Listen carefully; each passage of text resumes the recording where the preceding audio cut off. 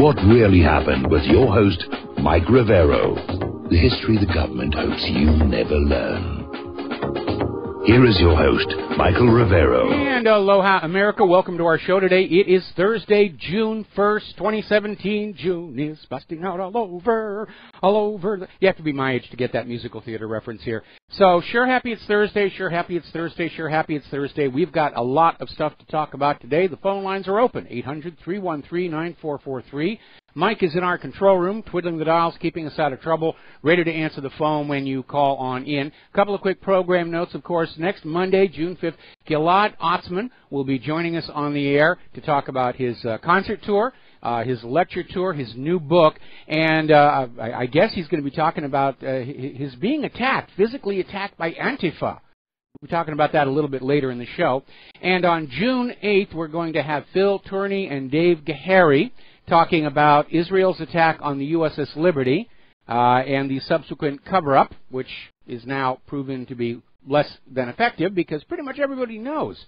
Israel attacked the USS Liberty. They killed a bunch of U.S. sailors, tried to blame it on Egypt. When it didn't work, then they said, oh, it was a case of mistaken identity, blah, blah, blah, blah, blah, blah, blah, blah, blah. Now then, I have a question here. When I got up this morning and I turned on the corporate media, all over the place, it's Hillary Clinton again screaming that she should have been the president. Russia took it from her. It was all the fault of this person, all the fault of that person. This is June. The election is over. And Trump has, been the president. Why is she still flapping her gums about this? Has she just gone senile? Because even if Trump is driven from office somehow, Mike Pence gets to become the president. There is no way Hillary Clinton is walking into that Oval Office. Is she just incapable of accepting her own failings and shortcomings? Does she not understand that we, the American people, couldn't stand the idea of her as a president? But she's still going on about this stuff. And it's getting even more wild and out there. She's still out there saying Russia hacked the DNC servers, forget about Seth Rich and the rest of that. Russia hacked the election. But now she's saying it was guided by Americans, that people inside the United States were working with Russia to steal the White House from her, and even saying it may have been Donald Trump. Donald Trump was in cahoots with the Russia. Not a shred of evidence about it, and she's still out there screaming about this stuff.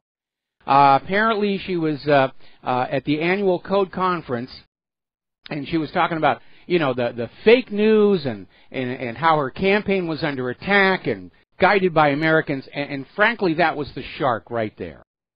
They're back to this Washington Post, arm of Russian propaganda that they say those of us in the independent media were all about. Forget about Travelgate or Chinagate or all the dead bodies or all the other scandals. No, the American people don't care about that sort of stuff. She's refusing to let go. In fact, she even made a statement at a tech conference in California, Silicon Valley, saying that Trump colluded with 1,000 Russian agents. Can you believe that? 1,000. No, Hillary, I don't believe that. Would you believe 100 Russian agents? No, Hillary, I wouldn't believe that. Would you believe that Trump colluded with members of the Bolshoi Ballet? No, Hillary, we don't believe that either. And frankly, you are getting very annoying with all of this. Let it go. You lost the election. Period. End of discussion.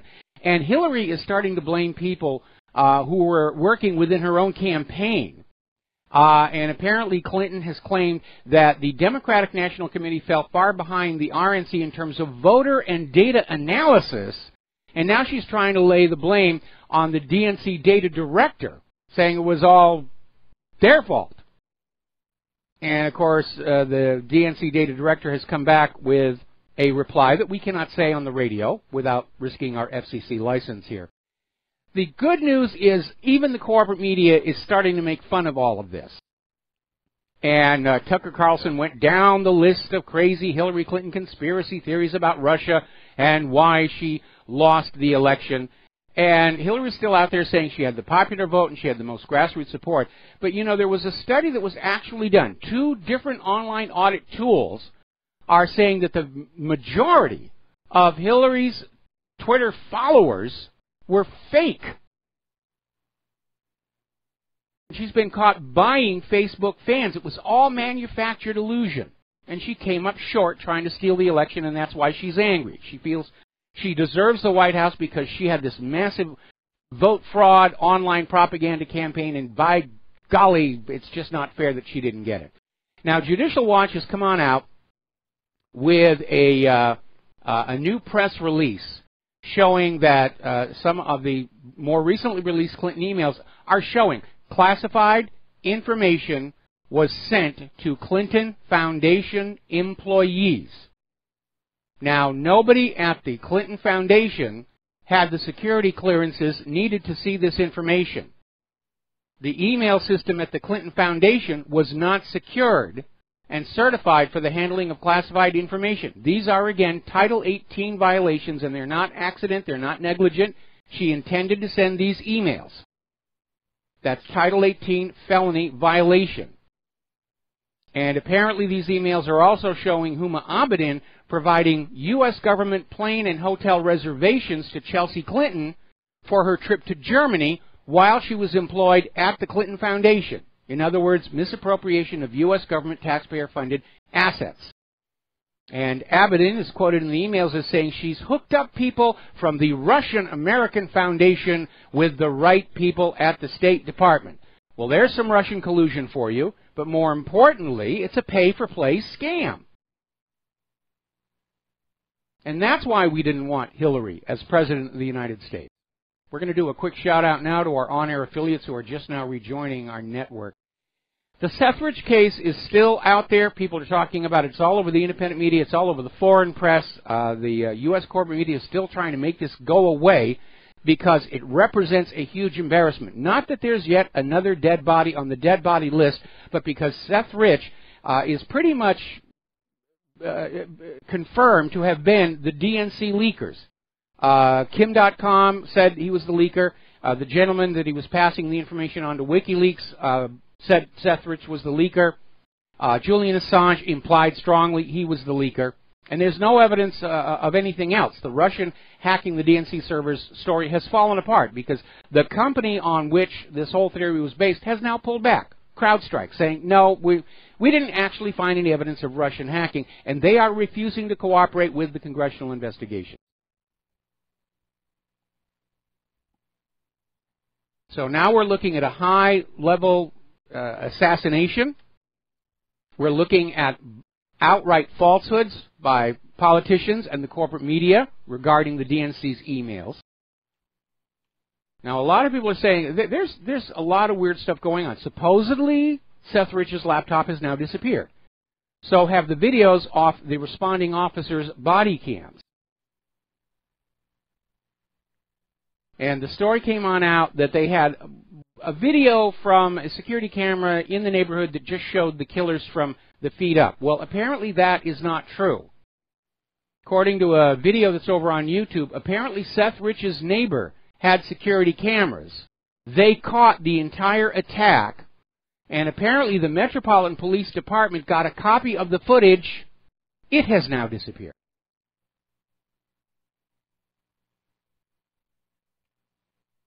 Now, a group called the Profiling Project has filed a Freedom of Information Act lawsuit against the Metropolitan Police Department and the mayor of Washington, D.C. for all of the details on the Sethridge murder investigation. So people are digging into it. They're using the Freedom of Information Act lawsuit, and I don't really see how they're going to be able to claim the right to privacy. Although, believe it or not, in the Vince Foster investigation, evidence surfaced that there was, in fact, a second gunshot wound on the body, which kind of argues against suicide. And there was a Freedom of Information Act request for the crime scene photos to confirm or refute the medical report, and it went all the way to the Supreme Court and was rejected when the Supreme Court said that basically dead people have a right to privacy. You can tell they're afraid about this one. They are so afraid of this. Now, another story, this one's another YouTube video. Apparently, almost everybody connected to Seth Rich's murder visited the White House days before his death, including the owner of the bar. How often do bartenders get to visit the White House? So this one stinks to high heaven. And they're trying to make it go away, and the more they try and cover it up, the more obvious it is that there is a cover-up. Remember what Richard Nixon said, it isn't the crime that does you in, it is that cover-up, and we are seeing a cover-up. Now, getting on back to the other aspects of the Hillary Clinton misuse of the computers here, Debbie Wasserman Schultz is now admitting that there were IT security violations, but she says it wasn't her fault. It was the House administrators' fault for not stopping her. That was their job to come in on and say, you're violating the policies, please stop it. So she's trying to shift the blame. They're beginning to realize they can't deny the fact that there were security violations going on, especially with the work Judicial Watch is doing. Now they're looking for scapegoats. Was it my fault? These other people were supposed to stop me and they didn't do it. Now, another story out of Investment Watch blog talking about David Brock, founder of Media Matters. And apparently, information is coming out from him showing that NSA surveillance was used to identify and then disable online Trump supporters. And we know that independent media that were supporting Donald Trump last year, including WhatReallyHappened.com, have come under regular hacker attack on the servers. We had a major one this morning, just trying to drown out the Clinton body count, the death of Ron Brown, Vince Foster, all those files being DOS'd continuously. Now, there's another story. This one's coming out of Dave Hodges' Common Sense Show. Apparently, Podesta is busy converting all of the remaining Clinton Foundation assets into tangible stores of value, including gold, art, and other valuables, trying to basically erase where the money came from by saying, well, here are the assets, and they're just sitting here.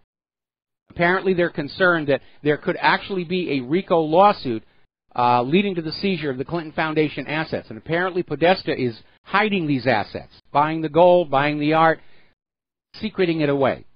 They're trying to bury it, leave no trail where it went. And yes, RICO would definitely apply here.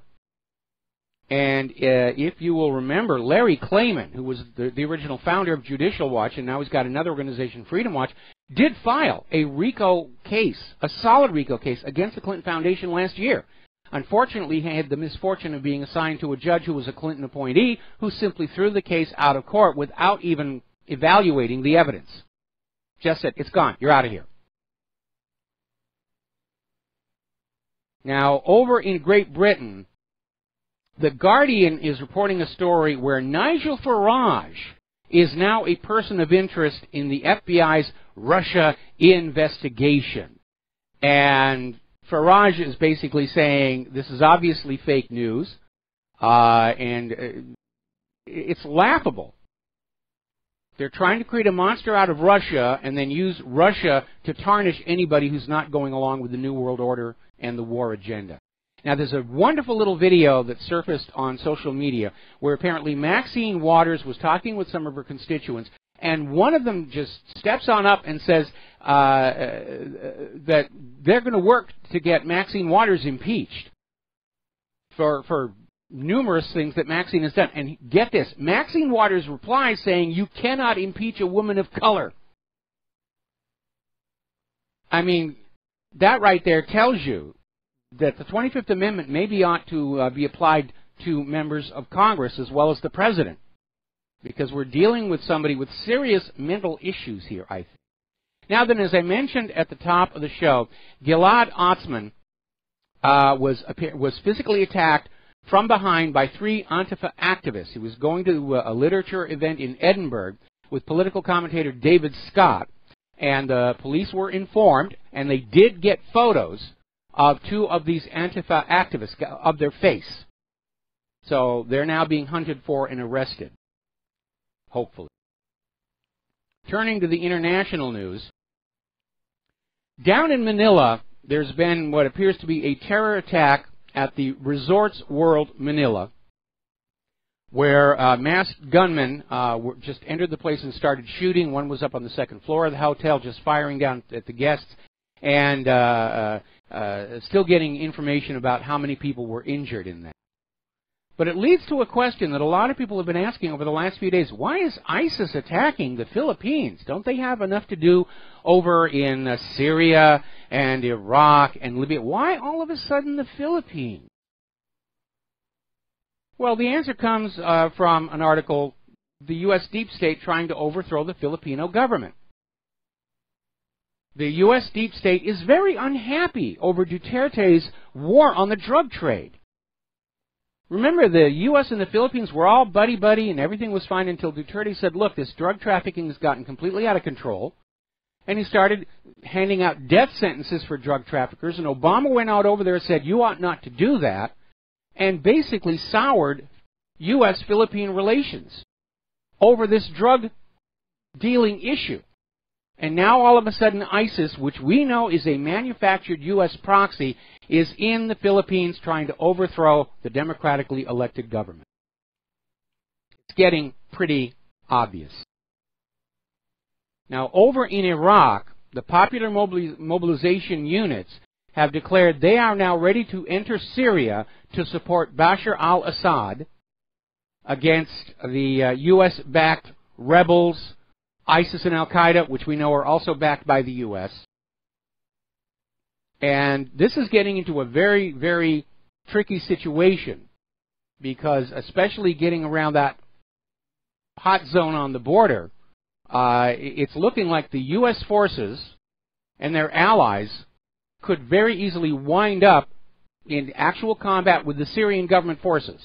And that, of course, would be the end of the claim that the U.S. is in there to fight ISIS and Al-Qaeda. They're actually going head-to-head with the Syrian government. Now, once again, U.S. forces have been caught supplying weapons to ISIS-held regions in Raqqa. This was a story that came on out from Fars News, and they backed it up with photos, basically saying there were helicopter operations going on in taking supplies in, taking some of the top commanders back on out of concern that they might lose that area. And this is not the first time the U.S. has been caught supplying these ISIS forces with weapons. And weapons are just flowing all over the place. Inside Syria is reporting U.S. arms are pouring into Syria. A lot of it is under the cover of, oh, we just happened to misplace $1 billion worth of guns. We have no idea where they went. And then, of course, every time the Syrian government forces clean out an ISIS stronghold, they'll find it full of U.S. manufactured weapons. And the U.S. is pouring weapons under the Syrian Kurds, which is upsetting Turkey, no small end.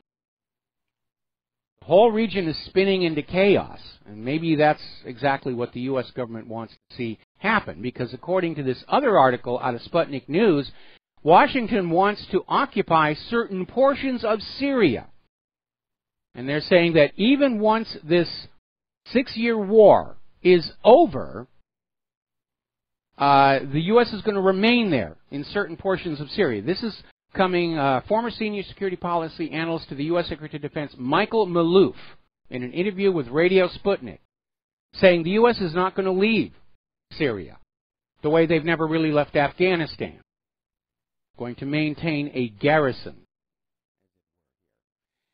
Now then, apparently Russia has launched 4 cruise missiles at ISIS targets near Palmyra. 2 were fired from a Russian frigate.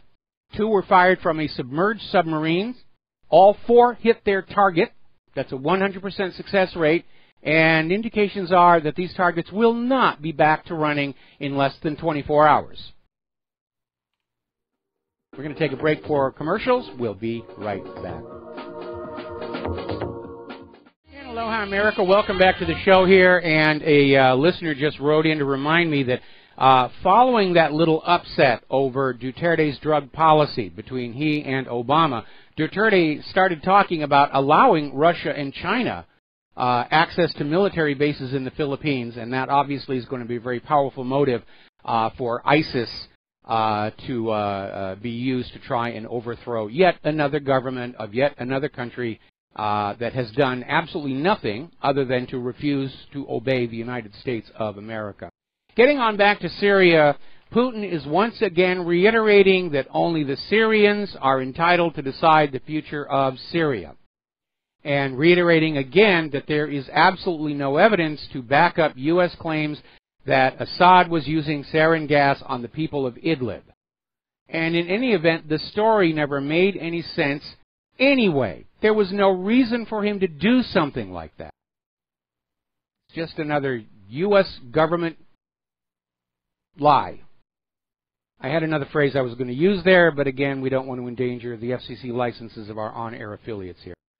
Now, over in Yemen, apparently forces backed by the United Arab Emirates have seized the Aden airport from the Saudi-backed troops. Now, Aden is the so-called interim capital city of Yemen. It's on the coast. It's the victim of a huge Saudi blockade, which is leading to tremendous humanitarian crisis in Yemen.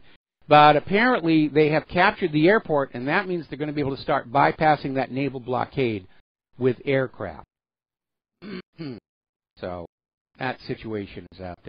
Now, getting on back up to Afghanistan and the car bomb there in Kabul. Interestingly enough, the Taliban is saying, no, we had nothing to do with it.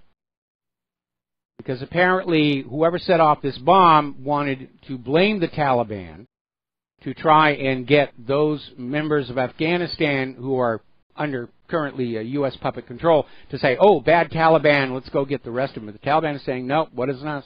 Another false flag. Another false flag.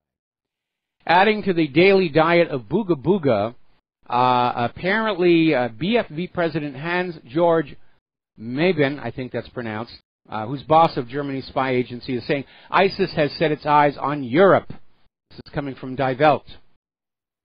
Germany is high on the target list of ISIS. See, they're ramping up all these false flag attacks. They're trying to get everybody just absolutely enraged or terrorized into saying, oh, yes, all right, go ahead. Let's go off and, destroy all these Middle Eastern countries. Now, adding more chaos to the situation, Russia is now ready to supply the S-400 air defense missile systems to Turkey. And I'm sure Turkey's going to be very, very glad to have them, because Turkey has to understand they're not on good standing with the United States, especially following that botched attempt at a coup d'etat.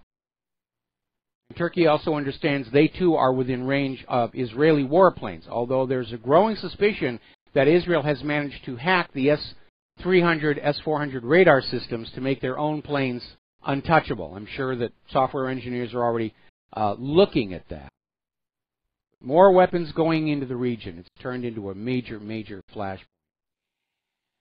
Meanwhile, NATO is basically formally becoming a member of the U.S.-led coalition fighting the Islamic State, meaning NATO is now part and parcel to the U.S. invasion of countries who have not actually done anything to us. And that's the new model. You plop a bunch of actors saying, I'm ISIS, come and get me schmuck, and then the war is on. And now NATO has been dragged into that as well. Is it a world war yet? Can we say it's a world war? I think it's time that we start saying, yeah, we're in World War III right now. Now, apparently up in Great Britain, their government did an inquiry into Saudi Arabia's funding of various jihadi groups. The report has been described as very sensitive, and now they're saying they may not publish it after all. It would really embarrass some of our friends. It would make some of us look very, very foolish, so we're just going to let it fade off into the twilight zone. We're going to take a break for commercials. We'll be right back. And aloha, America. Welcome back to our show here, and this is getting real serious, this rush toward war, potentially nuclear war. And apparently over at GlobeSec 2017 in Bratislava, Slovakia, a Russian parliamentarian, and I'm probably going to botch the name, but here we go, Vyacheslav Alexievich Nikonov, basically stated, dealing with the face of NATO expansion on Russia's borders, basically saying that if push comes to shove, Russia will use nuclear weapons to defend Crimea from invasion, because that's definitely on the drawing board. They don't want Russia to have Crimea. They want Crimea to be enslaved to the European Union. Meanwhile, Putin is out there saying that Russia is not going to sit idle while the U.S. deploys a global anti-missile system. Because for all the talk about, oh, this is to protect us from North Korea, this is to protect us from Iran, the reality is that the placement of all these anti-missile systems are clearly intended to encircle Russia in order to forestall a Russian retaliation in the event of a nuclear war. And we have had people inside the U.S. government saying, let's just go ahead and nuke Russia and get it over with. Paul Craig Roberts, who's a very serious individual, reported on his website not too long ago. His sources inside the U.S. government are saying this is actually seriously being talked about. I've just said, let's just go for it, get rid of Russia, and it will now be a Western-centric world dependent on the U.S. Federal Reserve note, and that will just be that. Same thing going on with China. Article out of Zero Hedge. Forget peace and stability. Washington's policy in the South China Sea is clearly confrontational. And they're talking about how the USS Dewey was carrying out what is called a freedom of navigation operation and went within 12 nautical miles of Mischief Reef for about an hour and a half, zigzagging in the water back and forth in front of the installation. Now, normally a freedom of navigation exercise remains outside the 12 nautical mile limit because the United States recognizes 12 nautical miles as being territorial waters. So they went into the water. It was clearly a provocation. And remember, those islands belong to China by international agreement dating back to the end of World War II, the Cairo Convention among them. When they say the islands are disputed, what they're really saying is, well, China has these islands, but we've decided we want them. And, of course, the islands are really not the issue. There just isn't that much there that's worth a confrontation. In fact, it looks about as silly as when Great Britain went into the Falkland Islands Wars. And we've liberated all these British citizens, most of whom were sheep. What the U.S. really wants is a conflict with China to erase the yuan from global economic activity, just as the push for war with Russia is to remove the ruble as a threat to the continued economic domination of the U.S. Federal Reserve note in global trade and banking. Let's take a phone call. Alex in Florida, aloha. Welcome to the show. What's on your mind? Hey, Michael, I'm sorry, I'm a little off subject, but I wanted to call someone knowledgeable in this arena, and it is global warming. I've heard you mention before that we could not determine the effects, the real effects of global warming unless we could determine the heat of the volcanoes in the ocean's floor. Is that correct, what you said? It's one of the issues. You know, basically nobody knows how many active thermal vents and volcanoes there are on the floor of the world's oceans. They're finally beginning to realize that El Nino current is actually caused by a field of undersea volcanoes off the coast of New Zealand. And if you can't subtract that heat from the ocean's temperature, then anybody who claims human activity is causing thus and such to ocean temperatures, it's just a guess. It's a guess and it's propaganda. Remember, yesterday we reported NASA has finally released all of this satellite data about the polar caps and shows they haven't shrunk at all since 1979. In fact, they've been above average for the last few years. This was always politics. And I know Trump has just pulled us out of the Paris Accord, and the liberals are going completely bonkers, and Al Gore is hiding in his closet crying about how he's not going to get all that money from carbon credits that he thought he was. But again, this human-caused global warming was another effort to try and get us all to say, oh, we must have a global authority taking care of the environment and climate to which we must surrender our sovereignty, along with, of course, paying carbon taxes and the rest of it. And I'm absolutely 100% on board with Trump's decision. the Paris Accord was a bad deal for the United States of America. If you look at the economic analysis, you were going to have a lot of wealth flowing out of the United States to the other signatories of the Paris Accord. It was a raw deal, and he's right to cancel it.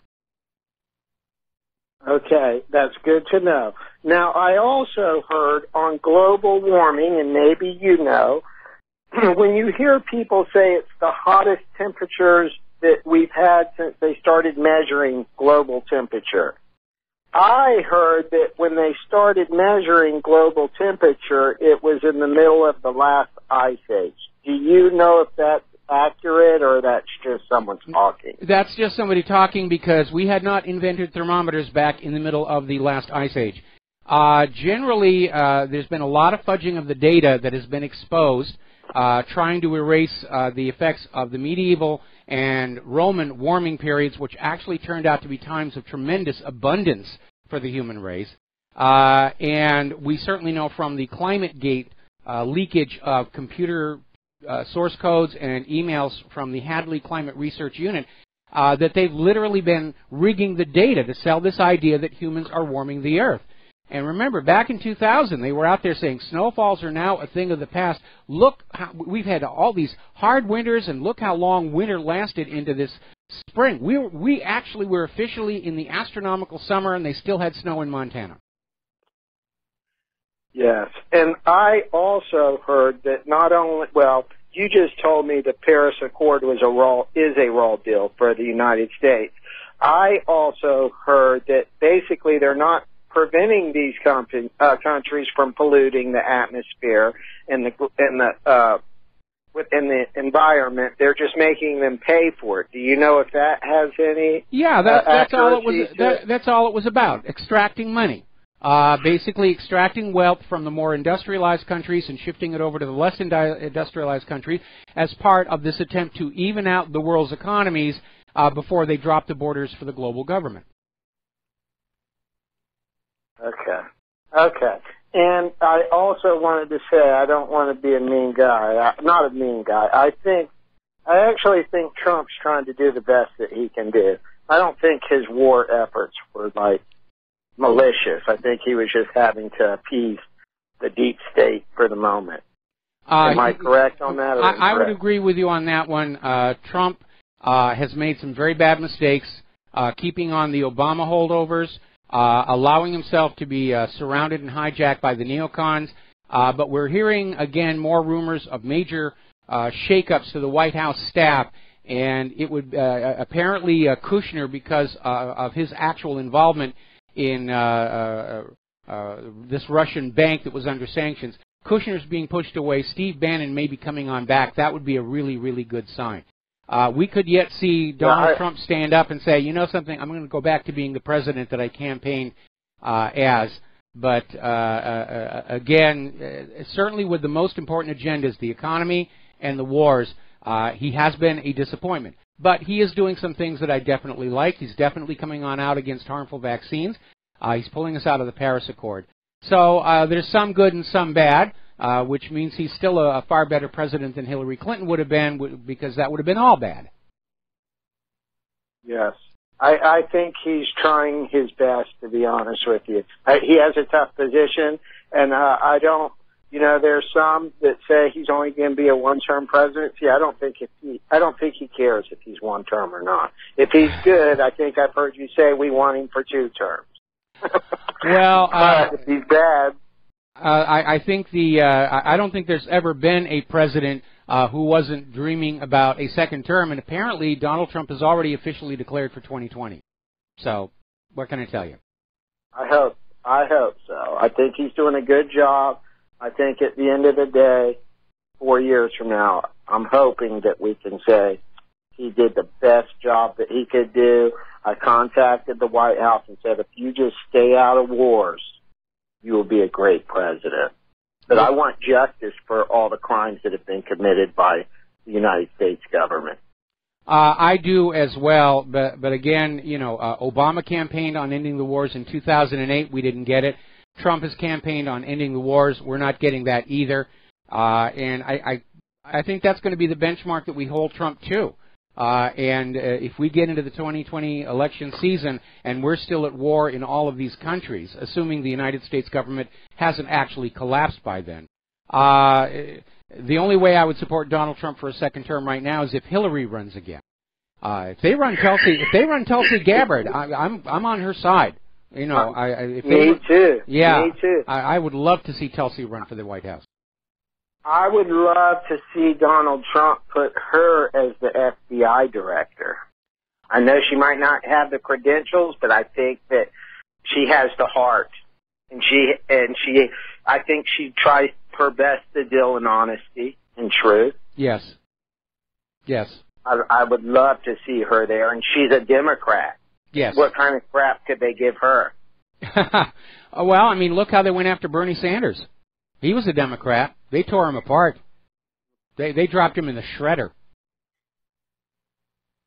Yeah, poor Bernie. Even though I'm disappointed in him, I think it was planned the whole time. Maybe, maybe not, but he rolled over on us. I hate to say that. He should have been in pursuit of figuring out why they cheated on the vote. That he should have prosecuted that stuff and looked into prosecuting it. You know, they may have threatened him. In fact, there were rumors that he was threatened, that the lives of his family members were being threatened. Remember, these deep state people, they play for keeps. When you get a death threat from those people, you have to take it seriously because they have killed so many people. And Sanders may have just said he wasn't going to play that risk with members of his family. Anyway, Alex, we're going to let you go, and we're going to switch over I'll talk to you later. You got it. Bye-bye. We're going to switch over to James in Maui. Aloha, James. Welcome to the show. What's on your mind? Yeah, good morning. Well, do you ever read that Henry Maychow blog? I find he's always got very astute observations. He's a former Jew that now I don't know. Well, I used to read him from time to time. Sometimes he just seemed to get very obsessed over the feminist issue, and I recognize it was a problem, especially back in the 1990s. I'm sorry? Changed now. It's changed now. He's not so much on that anymore. Okay. He retweeted this video. The lady was saying that, several of the lady who was married to Bruce Willis, and also that they are actually trans. Oh. Started them. That's kind of a little bit out there. Anyway, James, thanks an awful lot. We're going to let you go here. We got a really bad phone connection. I'm having a hard time hearing you. So the phone lines are open again, 800-313-9443. Now, over in Israel, as you know, Israel's government is trying to repair their global public image. They know that the world is looking very much at Israel's crimes against the Palestinian people, against their neighboring countries, stealing the Golan Heights and so forth and so on. So in order to try and show the world that Israel was behind human rights, they have basically gone into this idea of supporting the LGBTQ community to the point of having a film festival in Tel Aviv that is specifically for LGBTQ producers, actors, writers. And this was going to be the big thing. See, we support human rights. We love the gays and all the rest of it. It's hit a bit of a roadblock because a lot of the artists who were scheduled to be part of this film festival, they're now pulling on out because they're seeing that Israel is just trying to use this as a distraction from what's going on in Palestine. And so a lot of these major players have decided to pull on out. So it's a bit of an embarrassment. Meanwhile, the United Nations continues to say that Israel's occupation of the West Bank and Gaza Strip is the main cause of the Palestinians' humanitarian needs, saying that the occupation denies Palestinians control over basic aspects of daily life, whether they live in the Gaza Strip or the West Bank. And that's really what Israel's global public image is now being seen as, the abuse of the Palestinian people. Okay, let's see. Let's grab a few more phone calls. Joe in Pennsylvania, aloha. Welcome to the show. What's on your mind? Hi, you and Mike. I made notes here. Okay, in reference to that caller that just called about global warming, okay, I think we all know that it's getting colder, and I really do think that we all know that there is terraforming going on this planet, okay, with the chemtrail spraying. I'll leave that alone. Yeah, please leave that alone. Leave that alone. Leave that alone here. Okay. Before you move on. Before you move on, though, I want to make a comment. Even the global warming people are knowing that the world is not warming. That's why they're trying to change it to climate change. They're rebranding so that whether it gets hotter or colder, they're going to say it's all the fault of humans, which is nonsense because climate is always changing through natural processes, mostly the energy output of the sun, which right now is at a minimum. We seem to be heading into a new Maunder minimum. But, politicians like to take something that happens naturally, declare it to be a crisis, say it's all the fault of the taxpayers, and you will atone by paying more money and giving us your obedience. That's a good, valid point you interjected there. Appreciate it. And moving on to the money junkies, do you have a solution? How are we going to get out of this mess with this fiat currency? Well, the solution is we're going to have to let the whole system come crashing down, and when we restart the country, we'll have it just carved in granite. No more private central banks, because there's never been a nation that prospered underneath private central banks. They were all driven into poverty and ultimately war by these private central banks. Anyway, Joe, got to let you go. Got to take a break for commercials. We'll be back with more phone calls after these few words. Aloha, America. Welcome back to our show. We're going to go back to the phone calls now. Joe in Tennessee, aloha. Welcome to the show. What's on your mind? Hey, Mike. Second Joe in a row. Yes. Anyway, I read an article yesterday. It was very interesting. It was about the Comey firing and how it was no accident that he was fired while he was in California. And they think that Attorney General Sessions and them might have just went into the FBI director's office and got his files and his computer and all that stuff, because and I never thought about that, but I do think that makes a lot of sense. I mean, the way they kept it under such tight wraps, I mean, that with all the leaking, there was no leak involved in the firing of him, and then the way he was over in California, I don't think that was an accident. And well, I just thought it's something that it's kind of been ignored as far as that. And I just wanted to bring it up to you because you have a good insight into these things. Well, I don't know. I've heard nothing about Comey's files and computer being seized. It would require a warrant, obviously. But, yeah, it did happen rapidly, and maybe Trump decided it needed to happen quickly so that Comey didn't have a chance to respond and find some way to block it. Simply announce it, it's a done deal. But if it's in the FBI director's office, they're not his files. They're not his. It's not his computer. It's the government's, and that's my point about him not being there. They don't need to go get a warrant for his work computer or his files in his office. That the attorney general would have the ability. Like I said, it's not his personal use computer. You are correct. You are absolutely correct. The other thing I wanted to bring up was this Hillary sore loser tour thing. And I would love somebody to compare the amount of speeches and rallies that Trump had within the last month and the amount that Hillary did. I mean, most of the rallies for Clinton were Kane or Chelsea. I mean, if you want to talk about what really cost her election was the fact that she was sick and she never even was able to campaign. I mean, Trump was barnstorming the country. She couldn't even go to Wisconsin or Michigan. And meanwhile, they're bringing up all these other excuses, and I mean, Trump can bring up just as many, cheating on the debates and the media, whatever. But really, when it came down to it, was really stamina, and they tried to cover up her health issues, and it bit them in the butt. It's kind of like karma. Plus everybody saw that she had a teleprompter for that debate. I mean, nobody's going to respect somebody who's trying to cheat the game. To get ahead, and I think that backfired against her. Plus, it was rather hard for Hillary to be going out and having these campaign rallies because inevitably photographs of them were embarrassing. I mean, she was barely able to fill a room Remember that one at the bicycle shop? Nobody showed up, so she had her own campaign staff crowd around the front to get pictures to make it look like somebody was there listening to her. Meanwhile, Trump was filling up sports arenas.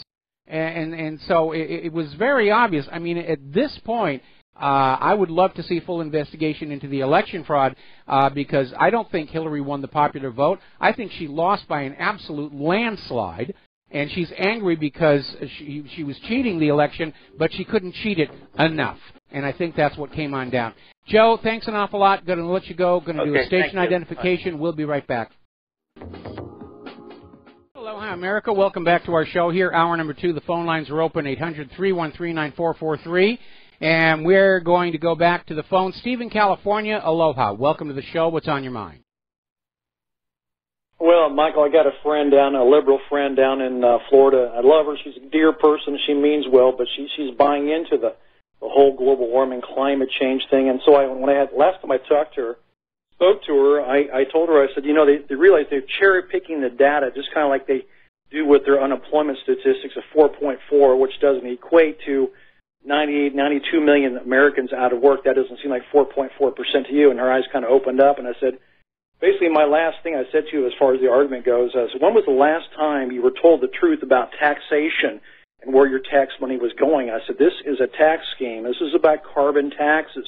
And she just looked at me. I'm not sure she bought it, but because she's just such a kind of a stubborn person to believe all this stuff that we're causing, all this climate change. And I told her it's been going on for millions of years, for God's sakes. This is, one day it's 95 in Florida, and the next day it's 82.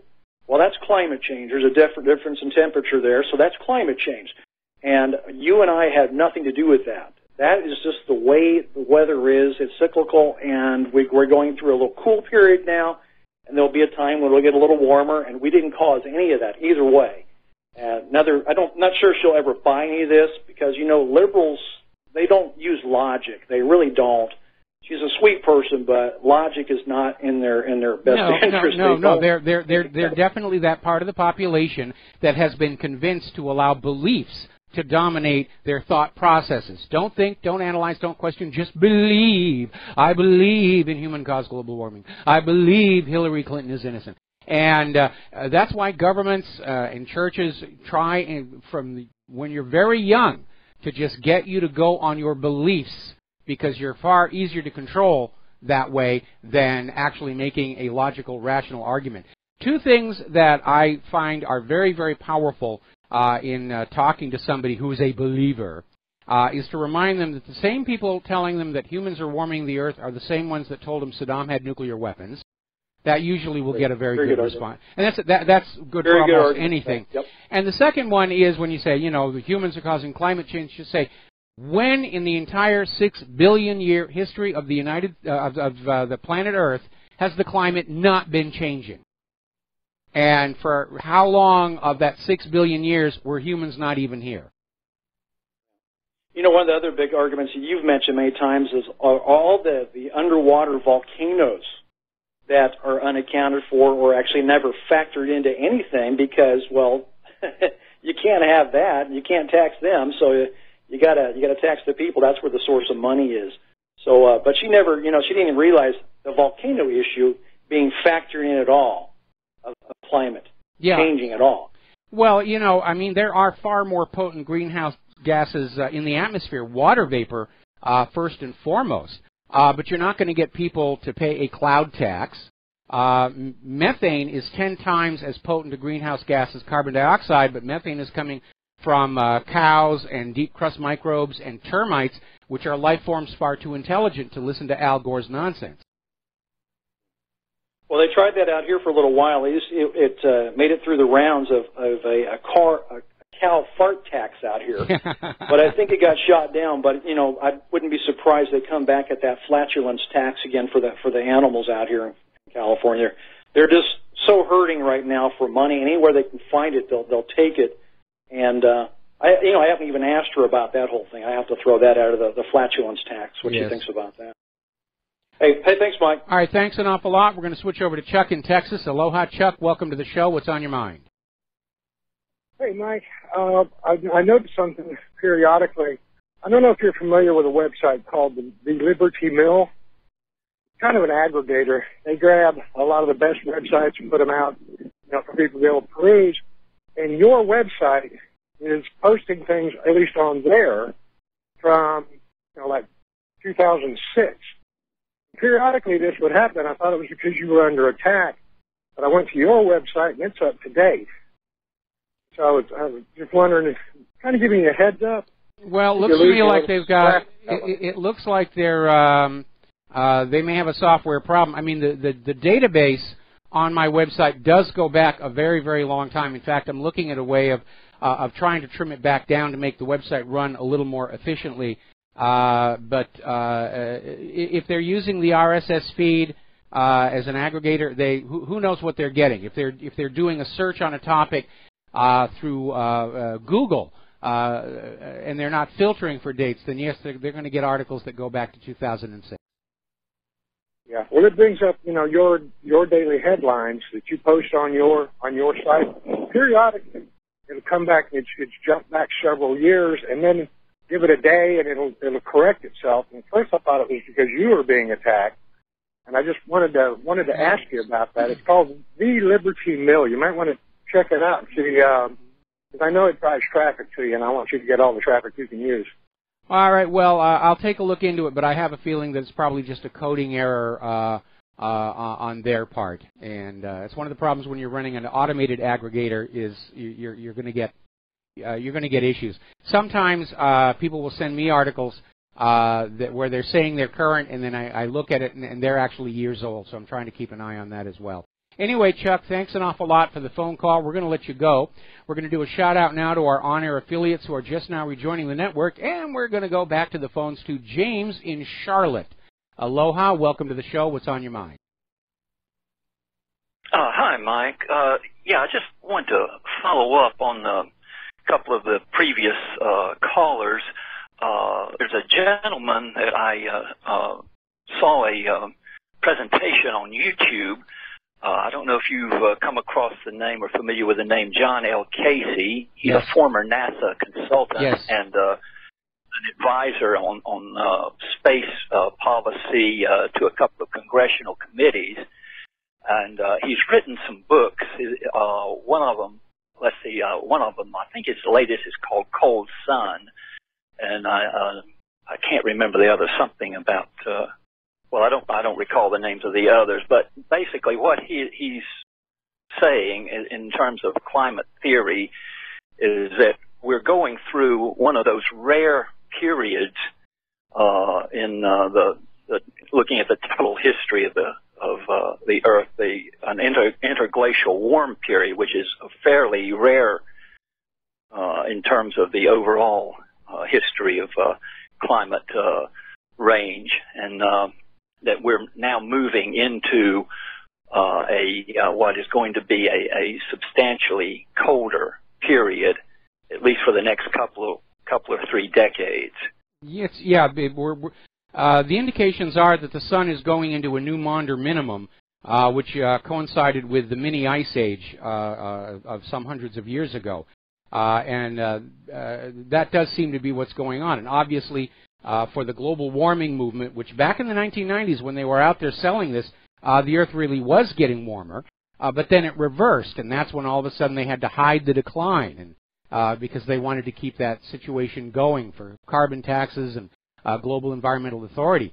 But again, climate on Earth is dominated primarily by 2 things: the amount of solar energy that is being put out by the sun, which at the moment is in a bit of it's in a low, it's at a minimum. And it's also the shape of the Earth's orbit, because the Earth's orbit oscillates slowly from circular to more elliptical. And when it's elliptical, the Earth spends more time at the far end of the ellipse, obeying Kepler's laws of orbital motion, and it will cool, and that's where we get the ice ages. And then as the orbit becomes more circular, the Earth will spend more time closer to the sun, and we get the interglacials, which is where we are and have been since about 15,000 years ago. But until Al Gore and his people can put a thermostat on the sun or literally shift the Earth's orbit, there isn't a thing they can do to stop climate change. And every penny that they take saying that they're going to fight climate change, it's a fraud. Yeah, I just happen to remember the name of his other book. It's Dark Winter. I think he'd make a great guest if you could get him. All right, well, I'll see if I can hunt him on down there. But scientists who are not actually on the payroll of the global warming cult are starting to come forward and saying it is a lot of nonsense, and some of them are very serious scientists, Nobel Prize winners. And it was a scam. It was always a scam. It was never really science. It was always propaganda and politics. And I think the dead giveaway goes back to Hadley CRU, where they came out with this declaration that we were in that hockey stick curve that Al Gore talked about. And everybody said, well, we would like to see your raw data and your calculations so we can confirm this for ourselves. And Hadley CRU said, oh, we threw the raw data away. We didn't have enough room on our hard drives. Now, you know how inexpensive hard drives are these days.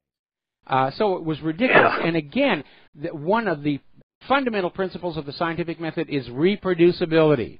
And that means if scientist A takes a bunch of data or measurements or experiments and he comes to this conclusion, scientist B should be able to absolutely duplicate everything and get the same result. And if they can't, there's a problem. So when you have Hadley CRU saying we're convinced the Earth is warming, but we can't share the data with you, that was a red flag right there that you were dealing with propaganda and not with actual science.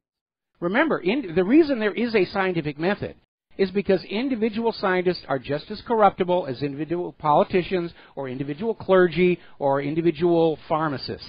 That's just the reality of human nature. Scientific method was developed to basically have a system to make sure that the science was real and wasn't just somebody in a white laboratory coat saying, just believe me when I tell you that, something is going on.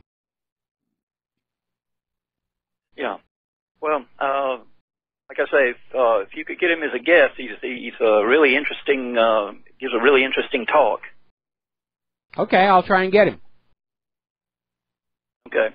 All right. Thanks a lot. Thanks a lot for the phone call. We're going to go to Mark in North Carolina. Aloha. Welcome to the show. What's on your mind? How you doing, Mike?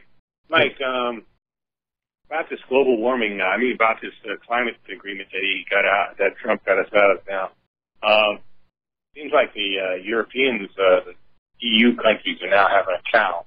So I wonder if this is going to be good and that Trump is going to realize that we got to, look at the EU not as allies anymore, but potential enemies.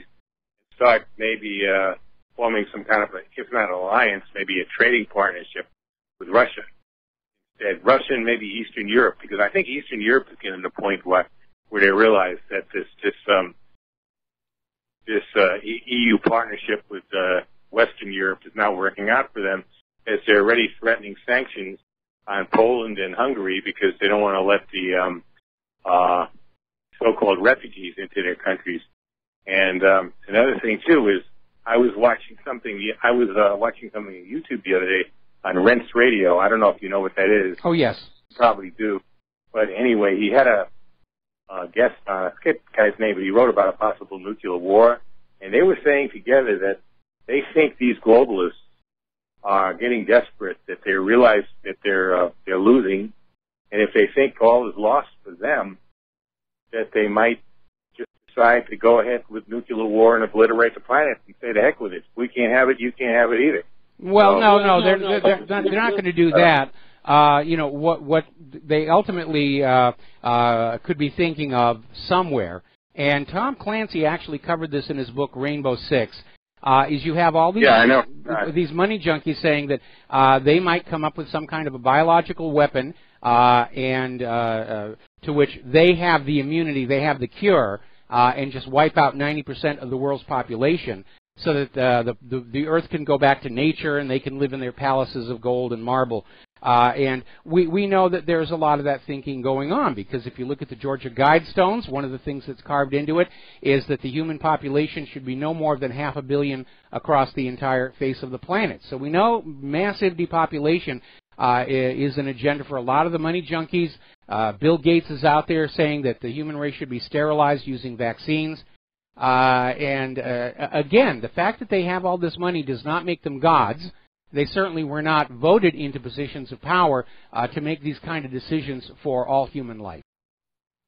Well, Inferno was another case, and the funny thing is, the guy in Inferno was supposed to be a member of the Council on Foreign Relations. I was surprised Dan Brown actually, put it that way in his book. I mean, he really came close to home on that. So, there are people really thinking like that. And as far as I'm concerned, they should be rounded up and literally hung in public. I'd volunteer to do it myself. Put the rope around their neck. That's how evil these people are. That they're actually, not only thinking about doing something like that, but they're capable of it. Because, a lot of them involved in science and all. And a lot of them got lots of money. Too much money. Like you just mentioned, a guy like Bill Gates, Mark Zuckerberg, George Soros. These guys are George Soros. I mean, these are evil people. And by the way, these new the Silicon Valley billionaires and all that, I call them the new robber barons. That's what I call them.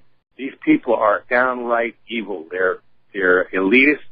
They look upon the rest of us as scum, as garbage, and people like Hillary represent these people.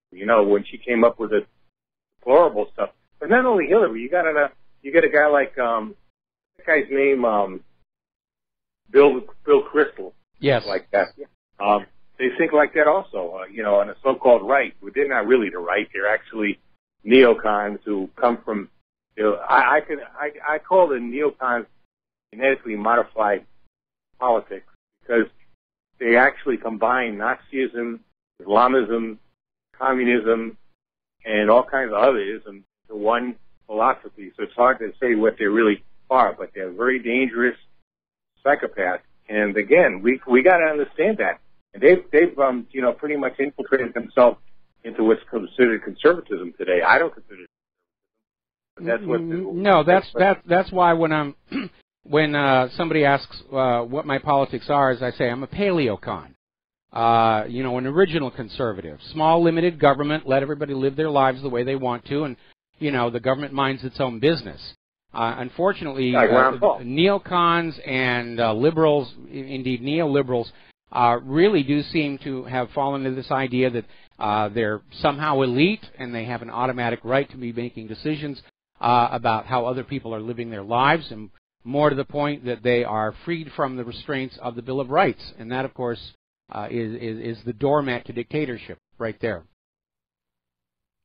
The neocon is a little smarter than the neo-lib because they're make-believe that they stand for gun rights, religious rights, and things like that. I don't believe they really do. I think they're just paying lip service to that, and so that they can pretend that they're really conservatives.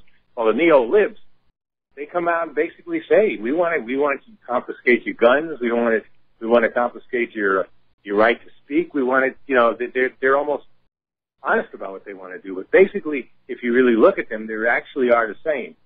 Except, like I said, the neo-lib is more honest in what they really want to do, while the neocon will pretend that they're for gun rights and religious rights and things like that, which they really aren't. Yeah, but they're both after the same thing. They want to have control over all of our lives, and I'm at the age right now where I don't feel I need to have somebody in control of my life. I'm a big boy. I'm a grown-up. I'm not going to do stupid things with sharp cutting instruments or anything. I don't need to be supervised by people who are trapped by their beliefs and actually are convinced that they know better than anybody else. They're actually imperialists when you come to think of it, especially in neocon. They're actually, if you look at the the American Century there, the Project for the New American Century. Project for the New American Century. This is really basically, if you look at that, it's really basically imperialism. It was American imperialism, and the group is still around. They've renamed themselves, but that's still the goal. The attitude is the United States is the one remaining superpower on Earth, and it should act like it. That was basically the guiding principle of the Project for the New American Century. As we can see all these years on, their plans weren't really very good because they're years behind their agenda, and they have just spent so much of the planet's wealth trying to accomplish their global government And they've stumbled rather badly. Anyway, Mark, I got to let you go. We got to take another break for commercials. Okay. We'll be back after these few words. And aloha, America. Welcome back to the show here. We're going to take another phone call, then we're going to get back to some news. Francis in North Carolina, aloha. Welcome to the show. What's on your mind? Hello, aloha to you. Aloha. And happy fun-filled usual weekend, for that matter. Who knows what. Okay. I have a quick question for you in the field of entertainment and so forth. And see what your perception is of this. I guess you may or may not be aware that they're having out an iconic superhero film opening up this weekend called Wonder Woman. Yes. Amazonian Princess. Yes. What do you think of it? Well, I mean, they had to get around to her sooner or later. They made movies out of just about every other superhero. And I've seen the trailers for it. I remember the Wonder Woman TV series. I actually got to work with Linda Carter on a film at one point. So until we see it, we don't know what agenda it may or may not be pushing. So we'll just see what happens. Okay. Well, I just thought I would check because, for one thing, a lot of people think, well, you know, it may propagate the feminist mentality, or who knows what, or it may not, or whatever the case is. It may be a letdown. Who knows? But yes, I recall the television series with Linda Carter, and which was like, wow. So, obviously there was a lot of cheesecake moments in the series or whatever, but given the technology at that time, you know, it wasnn't bad. It wasn't bad. It wasn't great. I mean, it didn't last that long, and yeah, we'll see what it's going to do. And I don't have a problem with them making movies about female superheroes. I loved how Scarlett Johansson did the Black Widow in those Marvel films. They're actually well-made films. I enjoy them. You know, I read comic books as a kid. I loved comic books.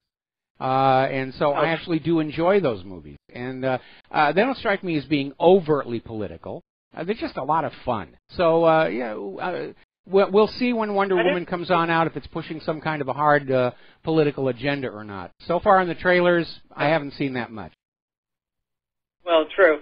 No, I recall the character Black Widow, whatever, in the Avengers, and quite frankly, I wasn't really struck by the character. I really wasn't. So, well, to say the least, I was underimpressed by it, and so with all the male characters in it, I thought, you know, I would have thought that they had a little bit stronger character for Black Widow than was presented. So, I was not really that enthralled. Well, that was the director's call on that one. So, you know, what can I tell you? Oh, shame on the director then. Anyway. Have a great one. Take it easy. Later. All right. Thanks an awful lot. Maybe one of the reasons why the Black Widow character isn't stronger is because Black Widow technically isn't a superhero. She's just a very, very good assassin, but still just an ordinary human being. She doesn't turn into the green thing. She doesn't have the hammer and so forth and so on. All right. We're going to get back to doing some news here. Getting on back to the international news. The other day we were talking about how Donald Trump was under intense pressure to move the U.S. Embassy from Tel Aviv to Jerusalem and to acknowledge Jerusalem as the capital of Israel. And every president that has come into the White House is under the same pressure to do it. The problem is it would violate the Oslo Accords. And the Oslo Accords, as long as they remain in place, the U.S. can go on pretending to be an impartial arbiter between Israel and Palestine. The instant a president acknowledges Jerusalem as the capital of Israel and moves the embassy, the Oslo Accords go into the trash can, and the U.S. actually starts to become irrelevant to what's going on in that part of the world. So Trump we're getting indications he is not going forward with recognizing Jerusalem as the capital of Israel. He's not going to be moving the embassy either. All right, we're coming up here on another commercial break. We have a caller waiting on the line. When we come on back, we'll get some stories about the corporate media and especially that ridiculous Kathy Griffin stunt, which I just think is appalling and disgusting and in very, very poor taste. We'll be back after these few words. And aloha, America. Welcome back to the show here. We're going to take another phone call, then get back to the news. Fran in Washington State, aloha. Welcome to the show. What's on your mind? Aloha, nui nui, Michael. Aloha again. Hey, about the Wonder Woman controversy, it's because Gal Gadot, or Gadot, or whatever, however you pronounce it, she's the lead. She is the Wonder Woman. Okay. She was a member of the Israeli army. Okay. Well, obviously, as you can tell, I'm not paying that much attention to this movie, and so again, when it comes on out, people will look at it and they'll decide if there's an agenda or it's just another fun movie. And I already got an email here. I already got an email here from somebody saying, you know, we don't tune into your show to listen to entertainment news about Wonder Woman. Well, I like to try and lighten things up every once in a while. Again, we'll see what kind of a job she does and how good the movie is when it comes on out. We'll see if there's a message in there or not. And actually, I got to be honest, I don't think it's all that big a controversy. All right. So, Fran, we're going to let you go. Okay. We're going to close the phone lines for a while, and I'm going to get caught up on the news here. Now, everybody is still talking about Kathy Griffin and this ridiculous beheading stunt. And apparently there's been a new dimension added to it, because apparently this photo was shown on TV, and Trump's 11-year-old son, Barron, just saw the picture. Nobody said ahead of time this is a fake. He apparently thought it might be real, and he went into hysterics, and that's a terrible thing to do to a kid. Terrible thing to do to a kid. ADT, as we mentioned yesterday, is now pulling all their ads from CNN. Everybody was appalled by this. And there's an interesting observation over at Investment Watch blog that Kathy Griffin may have created a defining moment that will cause America to start to reject the hate-filled ideology of the radical left. And it may well be happening because the left has responded, trying to defend Kathy. And they've actually gone on the attack against Barron Trump. And they're making fun of it. They're spoofing it. Where apparently, let's see, children's author and Jeopardy champion Ken Jennings said Barron Trump saw a very long necktie on a heap of expired deli meat in a dumpster. He thought it was his dad, and his little heart is breaking. And you look at this. We're talking about a kid. We're talking about a kid who's been traumatized by a tasteless stunt. And you know what I think it's going to hammer home for people? That liberals and liberalism is devoid of any compassion. I mean, they'll talk a good shop about, we care about the blacks, we care about the illegal immigrants, but then when you see how they behave in a circumstance like that, where this 11-year-old kid has been traumatized of a picture of his father's severed head on TV, yeah, it's going to upset him. And they go on out and say, oh, boy, Barron was wrong. How could he not know that it was a hoax and a joke? Well, come on. We all know that Barron is dealing with some issues. And we don't need to go into the details on them. But where is your sense of compassion and proportion? And I think that's just absolutely disgusting. Now, as you know, Media Matters tried to launch an advertiser boycott against Sean Hannity for reporting on Seth Rich being the leaker of the DNC emails. And Fox News yanked the story off the local affiliate in Washington, D.C. They pulled Hannity. They were slapping down this story as hard as they could. Well, we're starting to see a backlash on that because now conservative activists are returning tit for tat, as it were, and they're organizing advertiser boycotts of liberal people. Right now, Rachel Maddow. And so there's sort of a war of going after each other's advertisers. And that might actually be a good thing for two reasons. One, the corporate media is already in serious trouble. If they get into an advertiser war, that could actually finish some of them off. But more importantly, corporate media as a whole needs to learn an important lesson. And that is, you've got to remember your job is to report the news. Not propaganda, not politics. And if you come on out with something that is untrue, like Saddam's nuclear weapons, or offensive, like Kathy Griffin and the severed head, you're going to face a backlash. And they should face a backlash. There should be a mechanism. Now, as you know, starting today, the Bilderberg Group is meeting to talk about Russia, who is the new enemy, Donald Trump, who is not cooperative, and interestingly enough, one of the items on the agenda is the war on information. Now, I don't think they're really talking about a war on information so much as they're talking about a war on the truth.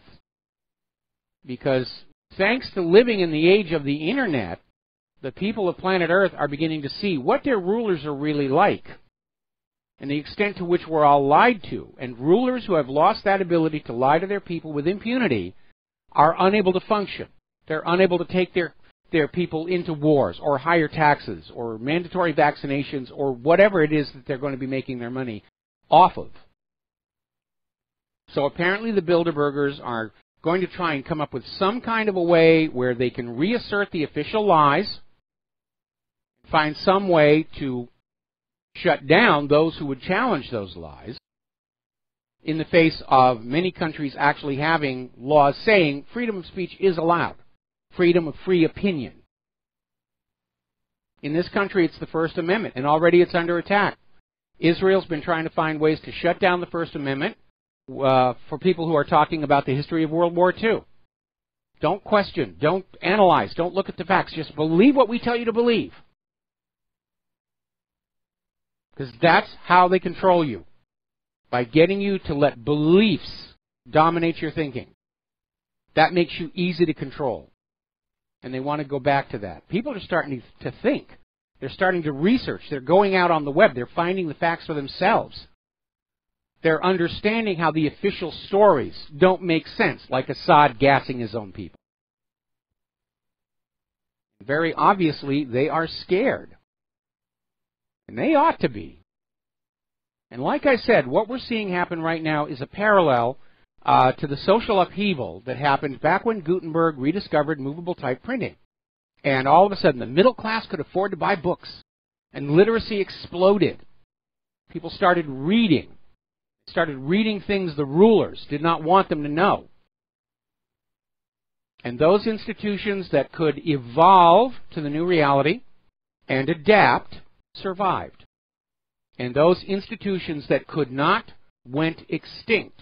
We are seeing the same thing happening all over again.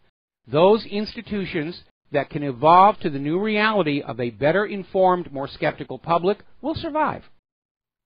And those that cannot are doomed to extinction. One of those being the United States government, which has a 200-year history of lying to the American people. And as the American people realize that we are the most lied to people on the face of planet Earth, that is a problem. And that's why the Bilderbergers are out there saying we've got to find some way to get this under control. We have to put blinders on the people and earplugs. And it's like the movie Tommy. We're all going to have blinders and corks and earmuffs. Tulsi Gabbard has a video out. Apparently there's been some issue about it. It's going up on YouTube, then it vanishes, then it goes up on YouTube and it vanishes. It was up this morning, so I linked to it. It's a very short video. But it's Tulsi talking about the necessity of breaking up the big banks, bringing back Glass-Steagall, that Wall Street has to be regulated. Because when they're not being regulated, they engage in predatory practices to make themselves rich at the expense of everybody else. And it's a very good video, and you should take a look at it. She's absolutely right. These big banks, these too big to fail banks that literally hold the U.S. government and people hostage over the devastation that would result if they came down, need to be broken up. They need to be chopped up into little tiny bits where when one is shut down for criminal behavior, it doesn't harm the system as a whole. Interesting article out of Investment Watch blog. Apparently, there's been a little bit of a scandal over at the Chicago PMI. Apparently, Aftermarket News International reported a 4-month low drop on the Chicago PMI, which triggered a bit of a downtrend. And shortly thereafter, they altered the story to say that it was actually up. Literally outright fraudulent reporting to try and keep the stock market up. So you've got to look at the raw numbers for yourself. A lot of the so-called financial press they're there to promote the financial industry's interests. A lot of these shows where we are getting advice on what stocks to buy, what stocks to sell, and then we find out the host of the show or the producer of the show are invested in those stocks, and they're doing a little pump and dump over the air. The whole system is incredibly crooked. Remember that story we did yesterday where analysts found out that 85% of financial documents up in Canada are subject to some form of forgery, copied signatures, forged initials. 85%. Now, as you know, Bitcoin soared to incredible heights. Then it had a bit of a stumble. A lot of people are saying it was bubbled up, a pump and dump. And the financial media is still out there saying, no, keep on buying into Bitcoin. Keep on. They're trying to drive it back up a little bit more. Over at CNBC, they actually had an article saying that Bitcoin could hit $100,000 in the next 10 years. Now, I will concede I'm not an expert on Bitcoin and cryptocurrencies, but this sounds to me more like propaganda, pumping it up, than an actual analysis.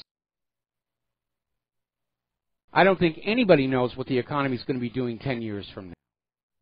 They're having a hard time figuring out what the economy is going to be doing 10 months from now. Now, apparently, Standard & Poor's has just downgraded Illinois to near junk status. That's a very worrying sign, especially as Illinois is trying to find some way to refinance their debt. They're in serious trouble. I was telling you about how Claire and I literally drove to the other side of Oahu to find a Radio Shack so I could get some heat shrink tubing for something I was building. Now we're hearing Radio Shack has all of a sudden decided to close more than 1,000 of their stores. Yet another iconic retailer is about to go under. And in this case, yes, the economy is a big part of it. The other part of it is Radio Shack made a classic mistake. They had a very good business dealing with their target consumer, electronic hobbyists. And they decided to abandon that and broaden their market by offering the same consumer electronic goods as all the other stores were offering. And they divided the market, and they weren't able to sustain. And that's how they got into trouble, and the declining economy appears to be finishing them off. General Motors is announcing more layoffs up in Michigan. And earlier today, Fox News was reporting predictions that 25% of shopping malls may close within the next few years. And as usual, they're out there blaming online sales, online retail. It's the death of shopping malls. Well, online sales are doing very good, especially if you're on Amazon. But you need to remember the psychology of retail. I go to an online vendor for something like eBay only when I have no other choice. For one thing, it takes forever for packages to get here to Hawaii. But more importantly, I want to go into a store to buy what I want to buy. I want to pick up the floor sample model, look at it, judge for myself how well it's built, and then I want to give the store my money and take my product and go home. Instant gratification is a huge part of the retail experience, and most of the retail stores seem to have forgotten that. And the variety is gone. There'll be a store that's filled of hundreds and hundreds of the few things they think most people are going to want to buy. And when you go on in and you say, well, I want to buy something slightly different. Oh, we can order it for you. I can order it myself. I don't want to order it myself. I want to buy it now. And that's a big part of what drives retail. The reason the shopping malls are in trouble, the reason Radio Shack is closing, the reason Sears is about to go on out, is the American people just don't have any money. 25% of Americans aren't able to meet their month-to-month bills, let alone have anything left over to go on out and buy stuff. And when you look at the huge markup on products. Remember what Ellen Brown told us? 40% of the price you pay for anything at the store is the accumulated interest paid to banks for all the credit lines and all the financing for all the manufacturing and the supply chain, plus another 20 to 30% in hidden taxes. And that's why American products cost so much and are of such poor quality. Now, Uber has apparently posted a $708 million loss. Their finance head has resigned their position. Seeing all these taxi drivers saying, Uber is destroying us, Uber is destroying. Apparently not. That's a lot of money to lose, especially when you don't have a lot of fixed inventory because most of the Uber drivers are using their own cars. And yes, Uber was plowing some money into a fleet of driverless cars. But that's a huge amount of money to lose. Over in Alabama, they implemented work requirements to receive food stamps. 42,000 people quit the food stamp program. There's an idea that works.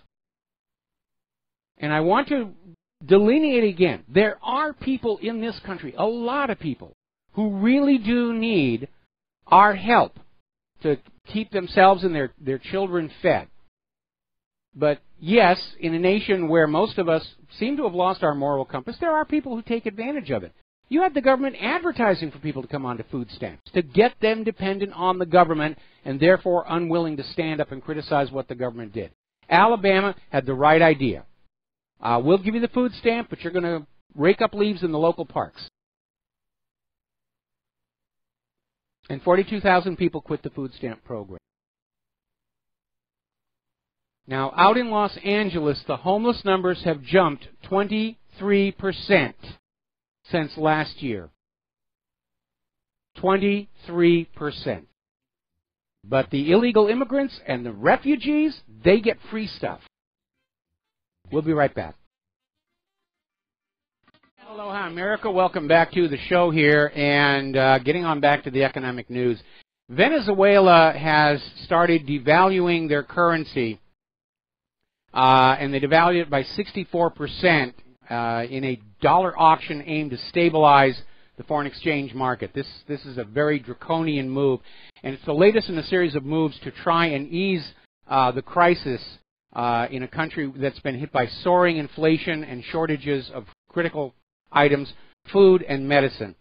And we need to keep a close eye on what's going on in Venezuela, because when the economy starts to come apart here in the U.S., we're going to be going through exactly the same thing all over again. All right, we're going to go to the phones here. Mike in Alaska, welcome to the show. What's on your mind? Yes, hello, Mike. Greetings from the last frontier. I was calling about that Kathy Griffith. Griffin, yes. Griffin, yeah. I'm sure you had a few calls about it, but I had a perhaps different take on it. I think that what she did is it all revolves around attention, and I think that it really shows a lot about our culture, because there's I looked up her Wikipedia, as soon as this happened and everything, and we've got a lot of these women like her, and there's no family, there's no children, and it's just as they're getting older, I think this kind of thing happens where people are no longer paying attention to people like her, and it just gets more and more desperate to kind of stand out. I think we'll see a lot more of that with this group, especially younger people, where they've decided not to have a family or whatever, and then begin starting one at age 35 or 40. That doesn't work. So, then there's a couple cats, and then there's all this negativity that comes about. I really see it as a woman who's very frustrated in life, more than the political angle. Well, I worked enough in the entertainment industry where I've seen the pattern over and over again, where you'll have somebody who's very famous, they had a TV series or a starring movie, and then their star begins to fade, but they still want that attention, and so they'll start doing things, and they're fodder for those supermarket tabloids about who's divorcing who and who was caught sleeping with whoever, and all that other nonsense. And it does seem to be a part of that whole celebrity experience, but I don't care what her motive was. It was tasteless, and it was very much over the top. And rather, it's getting her a lot of attention right now, but in the long run, I think she's actually done a great deal of harm to whatever it is that remained of her careers. I agree. I just think that you never see that kind of thing, you know, someone that has a big family, or it also reminds me of a lot of these European leaders. There's a lot of childless European leaders, the French guy, the British woman, the German woman, and having a family can steady you out, actually. You know, that's one of the nice things about having a family. Anyway, Mike, we're going to let you go. We're going to take a break for station identification, and we'll be back after these few words. And aloha, America. Welcome back to our show, hour number 3. The phone lines are open, 800-313-9443, and we're going to go to Rick in Arizona. Aloha, Rick. What's on your mind today? Yeah, Mike, Kathy Griffin's on my mind. I feel sorry for you. Well, I just wanted to make a comment that, you know, Trump was a big shot casino operator in Atlantic City, and that means he's got the mafia connections. And whether the casino's Indian reservation or, you know, Las Vegas, you name it, that's the mob. And they just cut off Kathy Griffin's head in the entertainment industry. She had a job at the Route 66 casino in Albuquerque, and she was fired. And then ADT, the security company, pulled all their advertising. She's finished. Yeah, and MGM Resorts has just announced that they'll never book her as an entertainer in any of their resorts from now on either. And she did it to herself. She did it to herself. Yeah, well, that's going to close the mouth of the left. You watch. That's all I got to say today. Thank you for taking my call. All right, you got it. Thank you very much. And it's not closing the mouth of the left. They're out there trying to make it look like she's the victim now. And even Fox News is reporting on how all these liberals are literally attacking Barron Trump for being traumatized by this photo. And again, I think it's really going to hammer home the point. There is no compassion out there in the liberal mindset, and it really is kind of ugly. All right, another phone call. Joe in New Jersey. Aloha, welcome to the show. What's on your mind? Mike. Yes. Yeah, about that Uber thing. I was doing car service limo business for 22 years under my own name, Joey's Town Car Service, and due to a heart issue in late in 2015, and then a rogue driver, I had to sign up for Uber. At 69, what am I going to do? I can't do iron anymore. So I'm driving a car, my car, for Uber, and just for the hell of it, I did 4 trips this morning within an hour, and I got paid a whopping $15. Yeah, that doesn't sound very good. Uber is not cracked up to what they advertise. Well, there's also the other issue that when you're dealing with a regular cab company, you know who they are. Yeah, the driver's identified, and the drivers have been checked out before being hired. Somebody can pull up and say, I'm from Uber, and you can hop in the car and all of a sudden find yourself the victim of a crime. Plus, there's also the issue that apparently a lot of Uber drivers themselves have been victims of crimes as well. So it was an interesting concept, but it had serious design flaws, and now apparently, for whatever reason, they're losing hundreds of millions of dollars. And maybe somebody ought to take a good look. Maybe somebody ought to take a good look at the books to see if there's some kind of financial skullduggery going on there, because that's a huge amount of money to be losing.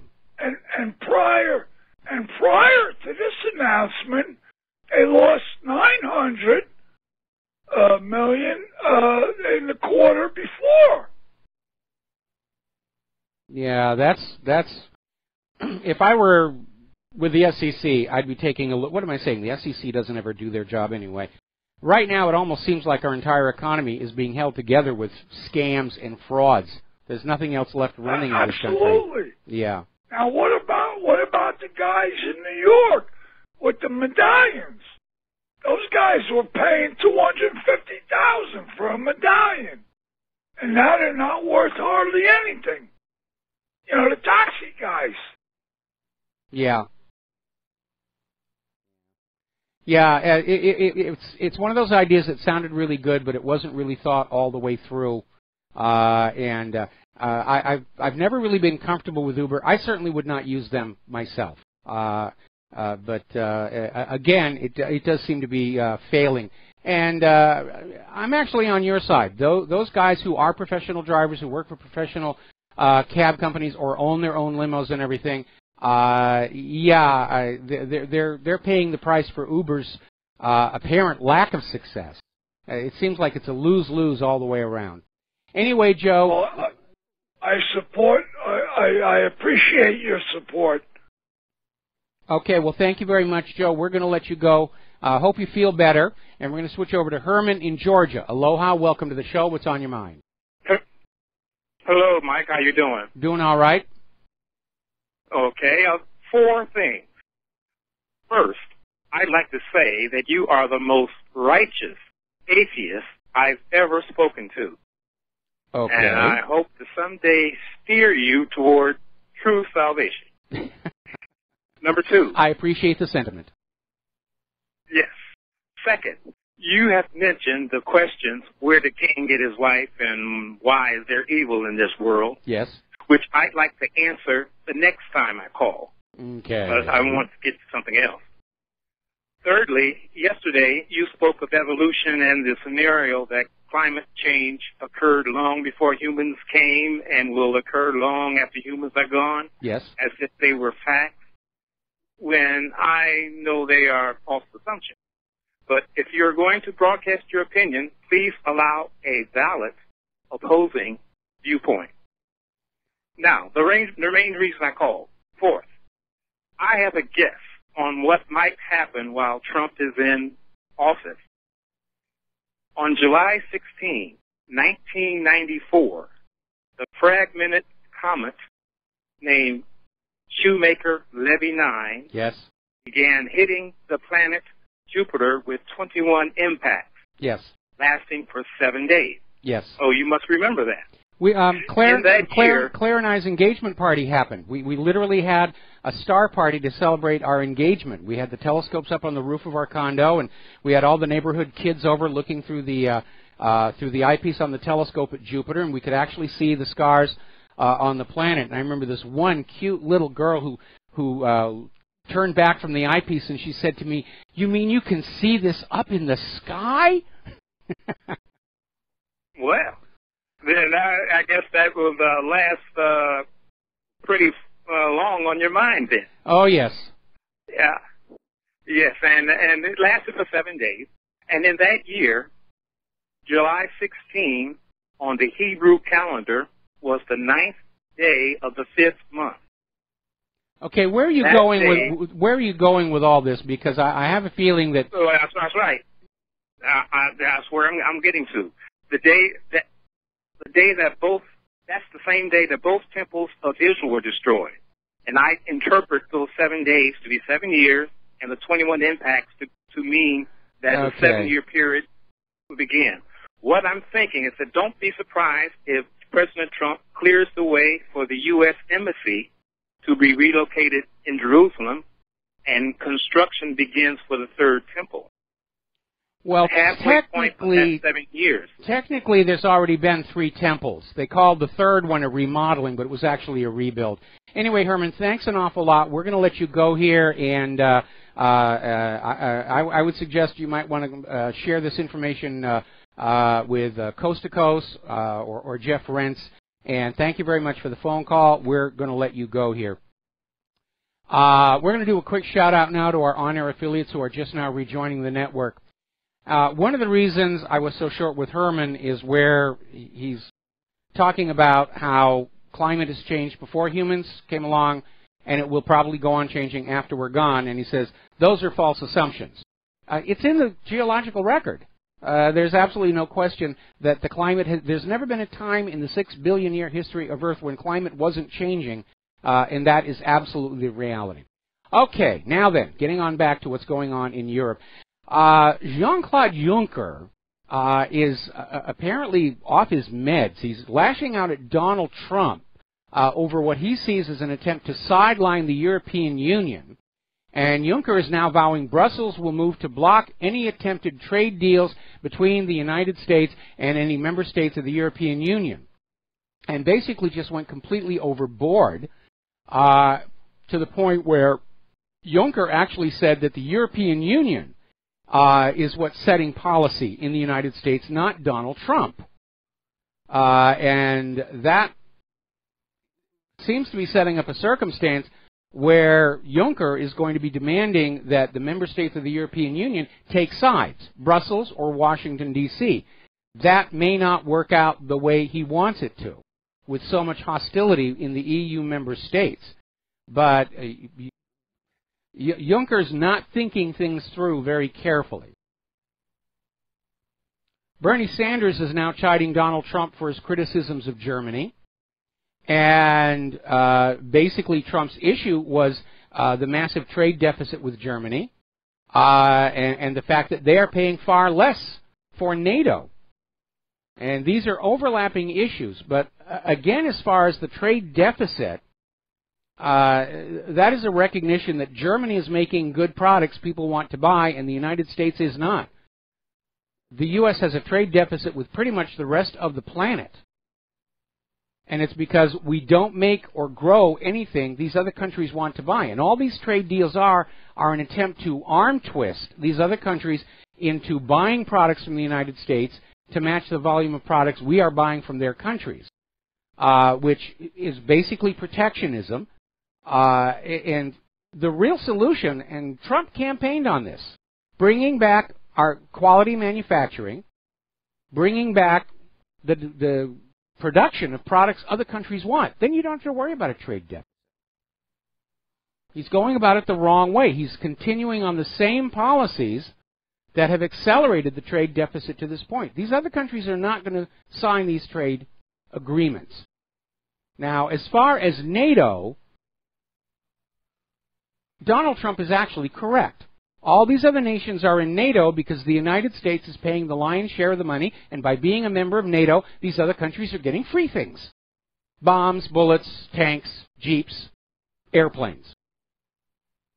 And it is a huge strain on our economy at a time where our economy cannot support it any longer. So Donald Trump is right about that. Most of the EU friendship from the United States is on the idea that the United States has been so generous to the EU over the years. You start cutting off that money and you find out who your real friends are in the world. George Soros is now out there wringing his hands and tearing what's left of his hair, saying that the European Union is now in an existential crisis, and he's describing Trump's America as a hostile power. In other words, hostile to Soros's dream of a global government. So now all of a sudden, the United States and Donald Trump are in George Soros' crosshairs, which may explain why Soros is pumping so much money into Black Lives Matter and Antifa and all these other groups to try and create chaos in the streets of America. We were concerned about a color revolution in this country following Donald Trump's election. I don't think they've given up on that plan. I think it's still out there. Now, over in Great Britain, in an article in the Mail on Sunday, Tariq Ghafoor is saying there are simply too many extremists on the streets of Great Britain for the police and MI5 officers to monitor. They're trying to make excuses for why they weren't watching the Manchester bomber. And this Mr. Ghafoor, who's an assistant commissioner of Scotland Yard, is saying it's time for internment camps. To basically set up some large internment camps, and all of these refugees be kept in the internment camps while their requests for refugee status and visas are being processed. Obviously, this will be opposed by Brussels. Meanwhile, so far this year in the United States, the U.S. government has admitted 46,371 refugees. And it was up 19% last month. Still pouring on in.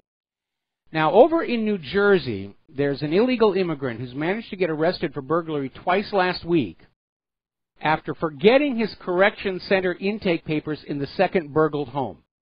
Talk about dumb. He got let out on this new generous bail law, and then he robbed another home and he left his paperwork. And he got arrested while he was attempting a third burglary. Now, common sense has to tell you that any nation has a right to decide who comes in and does not come into their country, in order that the people who are allowed into the country are going to be a benefit to our society, that they're going to be productive, contributing members of our society, that they're going to integrate to our society, as Teddy Roosevelt said was a reasonable expectation. And what is very alarming is all these open borders activists whose attitude seems to be that we don't have a right to judge the people who are coming across that border. We don't have a right to screen out those with contagious diseases, that somehow we're being racist and discriminatory.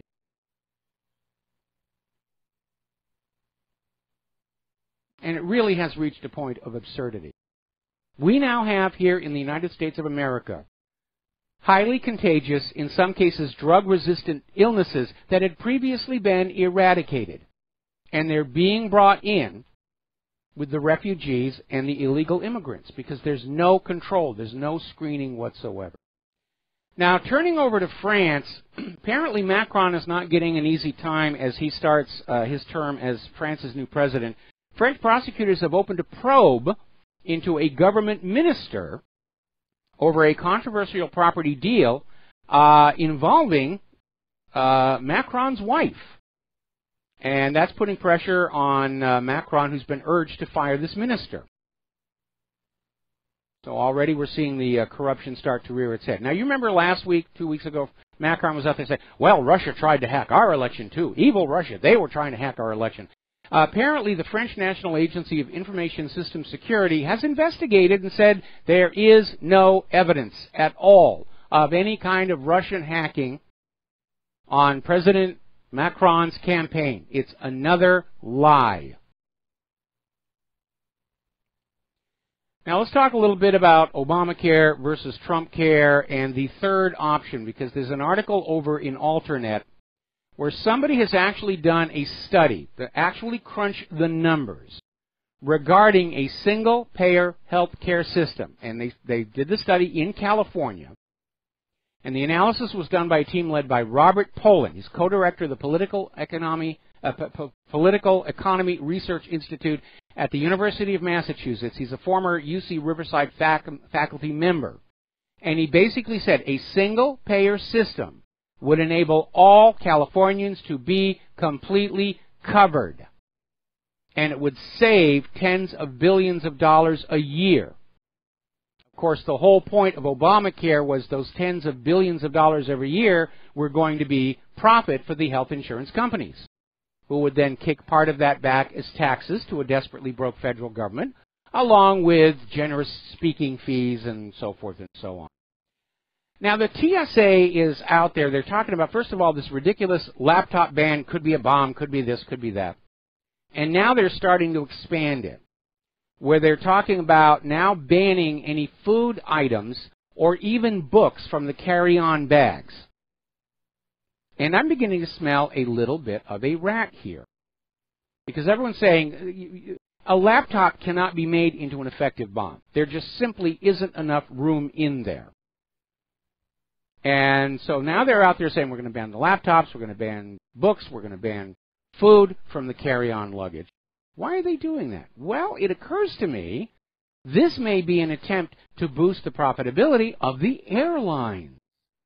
Because if you're in the cabin of that flight for hours to come, and you're not allowed to bring your own food into that cabin, then you will be buying that highly overpriced little boxed snack of stale Ritz crackers and moldy cheese. And they no longer take cash. You have to use a credit card, so the bank gets their piece of the action for the overpriced box of stale crackers and moldy cheese. And if you are not allowed to bring your portable electronic devices and books into the aircraft, then you will be more inclined to slide your credit card through the slot on that entertainment system on the seat in front of you. I think that's what this is all about, getting more money out of the travelers for the airline industry. We'll be back after these few words. And aloha, America. Welcome back to our show here. Getting on to the subject of education, we were talking the other day about this teacher who apparently was a heavy drug user. When they caught up with her, she had needles in her purse, including exposed needles, which that's incredibly dangerous here. And there's no question that our educational system is not about education, it's indoctrination, especially under Common Core. And I think there's a little bit of a wake-up call. This is being reported by WorldNet Daily. Apparently, 6 Baltimore schools, they did a survey and found out that not one single student was able to pass the state's proficiency test in the subjects of math and English. And apparently scores of 405 indicate proficiency with the subject, but at Frederick Douglass High School, only one student got as high as a 3 on the state exam. Everybody else was a 2 or lower. Now that is an epic fail. It's an embarrassment. And it does show that the dumbing down of America is proceeding apace. You don't need an education. Just believe what we tell you. Believe Saddam had nuclear weapons. Believe humans are warming the earth. And so forth and so on here. Apparently over in Houston, an Antifa group there is now calling for the removal of Sam Houston's statue from Herman Park. They're trying to erase our history. Began with the Confederate symbol, still continuing the Confederate symbol. Now they're Sam Houston? I can't even imagine what their rationale for that is.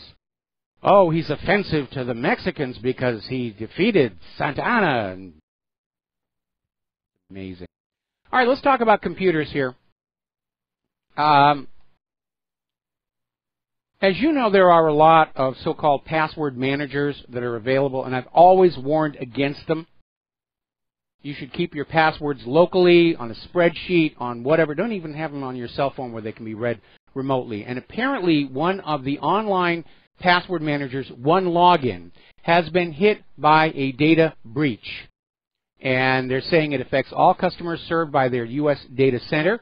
And apparently the perpetrators were able to decrypt the encrypted password data. So obviously if you're using OneLogin, you need to get on in there. You need to change all your passwords. And of course, changing your passwords on a regular basis is a pretty good thing to do anyway. Because very often the cyber criminals will do a brute force search and find your password, and then they'll save it for later use. And so changing your passwords on a regular basis is a good way to prevent them from coming on back. Now, getting on back to Hillary Clinton and her mishandling of classified information, remember that story earlier in the show, Judicial Watch has discovered emails proving classified information was sent to the Clinton Foundation, which was not entitled to receive it, did not have computers cleared to hold it. And still, Comey said she didn't mean to do wrong, so we're letting her go. Even though Comey and the Justice Department had prosecuted other people for accidentally revealing classified information. Well, apparently, UpGuard cybersecurity risk analyst Chris Vickery discovered a cache of 60,000 documents from a U.S. military project for the National Geospatial Intelligence Agency left unsecured on the Amazon cloud storage server where anybody could get it. It was not password protected, it was not encrypted, and the documents included passwords to a U.S. government system containing sensitive information and the security credentials of a senior employee of Booz Allen Hamilton, one of the country's top defense contractors.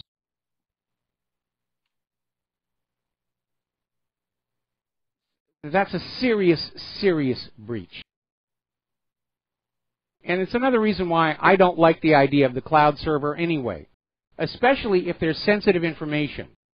It shouldn't be out there. This push for the cloud is all about business. They want to take us back to the computer model of the 1970s, where everything is on giant mainframe computers owned by corporations and billed for use. And what you have in your home is just a terminal.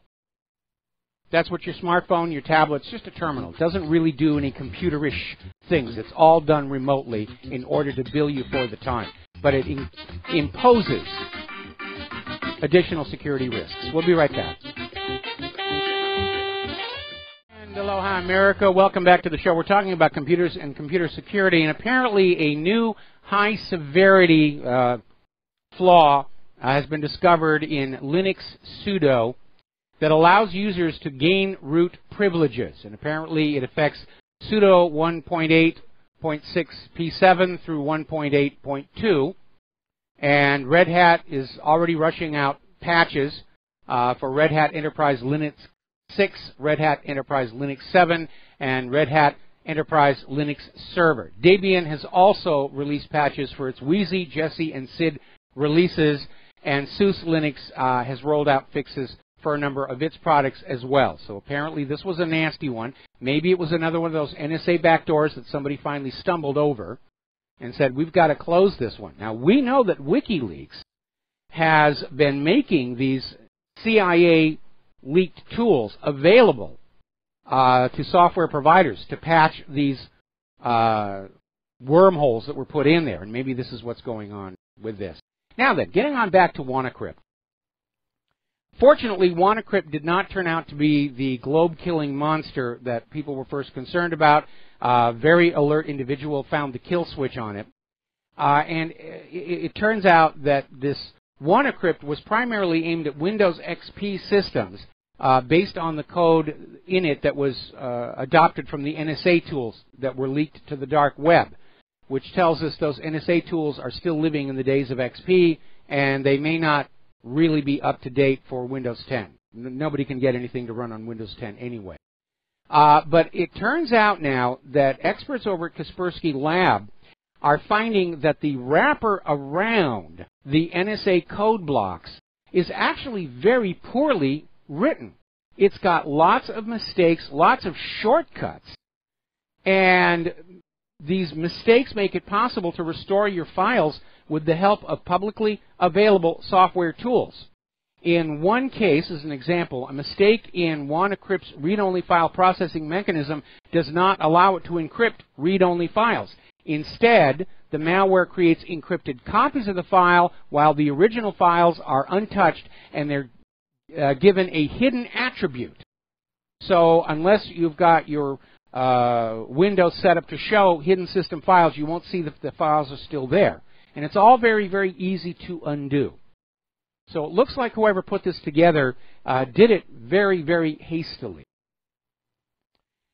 Now, the Electronic Frontier Foundation has filed a Freedom of Information Act lawsuit against the Trump Justice Department, demanding access to records about FBI training and payment to Geek Squad workers to search customer computers without a court warrant.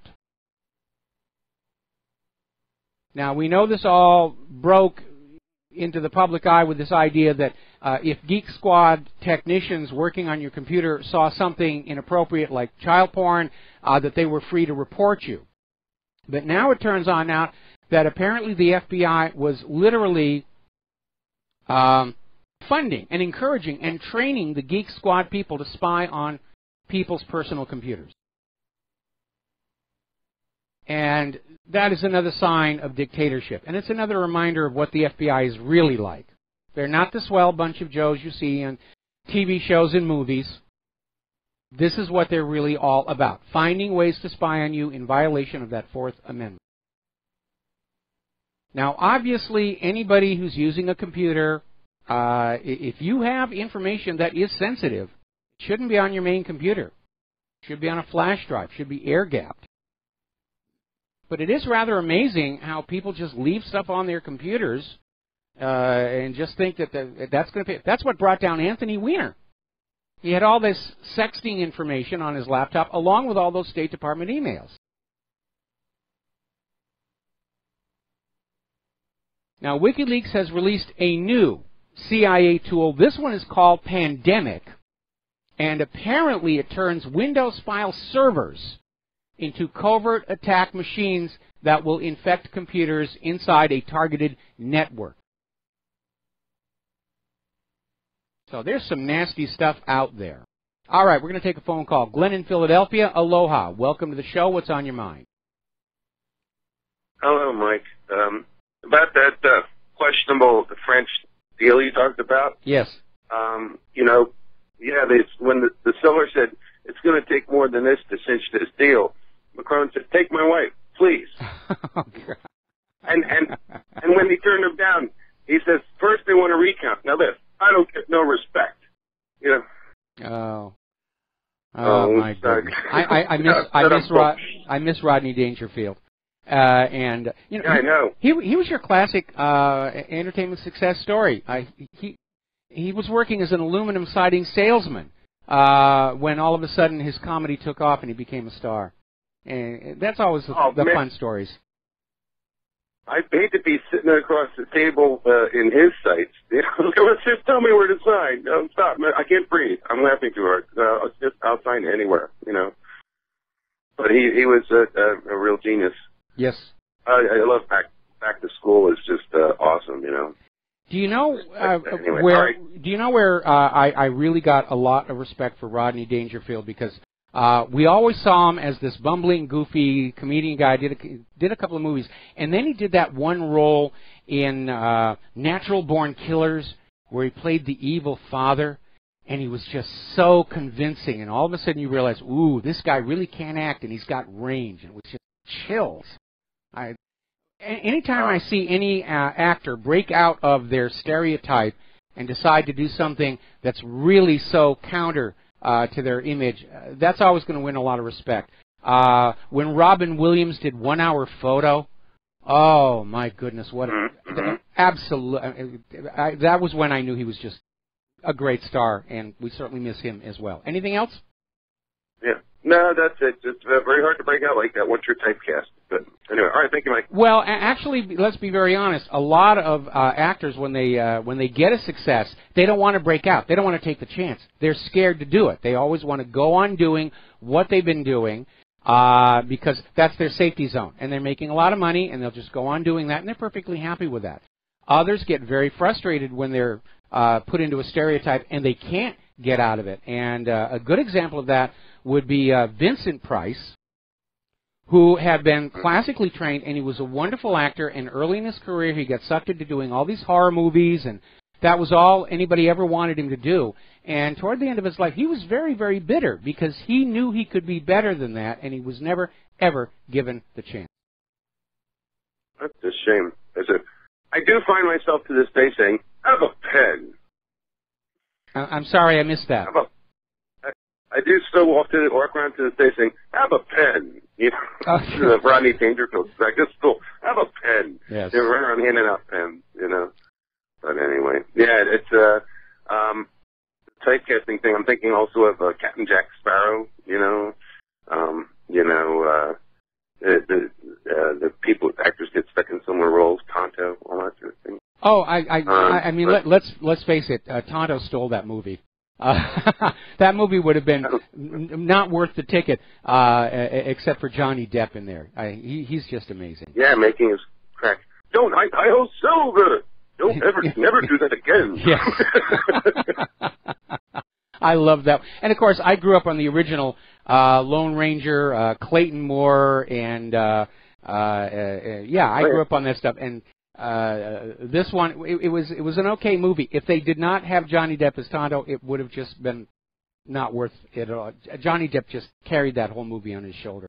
All right, listen, we got to let you go here, Glenn. Take care, Mike. Thanks. All of a sudden, we're turning into an entertainment talk show and website, and that's not what we want to be doing here. We're trying to bring global peace and prosperity, and after we achieve that, we'll go back to doing movies. Edward Snowden has come on out with a very cogent observation in response to all this fear-mongering by the government. The terrorists are coming, the terrorists hate you for your freedoms. And Snowden has come on out saying, terrorists don't take your rights away. Government does. And he's absolutely right. And this idea that these other countries hate us for our freedoms, that's nonsense. Everybody loves freedom, except for rulers, the clergy, CEOs. They hate freedom on the individual level. They're free. They want to be free. But everybody wants to be free around the world. When George Bush came on out and said they hate us for our freedoms, that was nonsense. These other countries hate the United States of America because we keep bombing them and blowing up their friends and family. And that's always going to leave a bad impression. Now, here's a very interesting story. This is coming out of Your News Wire. And apparently First Lady Melania Trump has banned Monsanto products from the White House out of concern over the health effects associated with consuming genetically modified foods and exposure to the glyphosate pesticides. And Melania Trump is saying that as far as she's concerned, GM products are best avoided. And apparently they were concerned over Barron Trump's fragile health.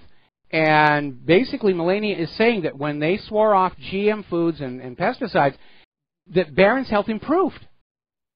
Apparently he was dealing with a lot of medical issues. They changed his diet back to organic and natural, and things are much better. And by the way, a little reminder, the Obama White House banned GM food. They didn't announce it, but they had their own little vegetable garden out back there.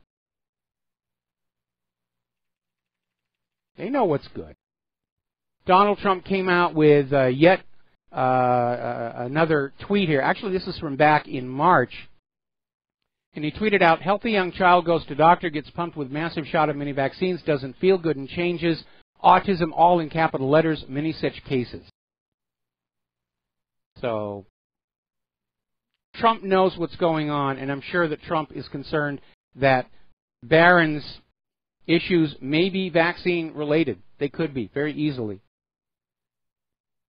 And I hope that Vaccine Safety Commission is able to make progress against Monsanto's considerable economic and lobbying might, as it were.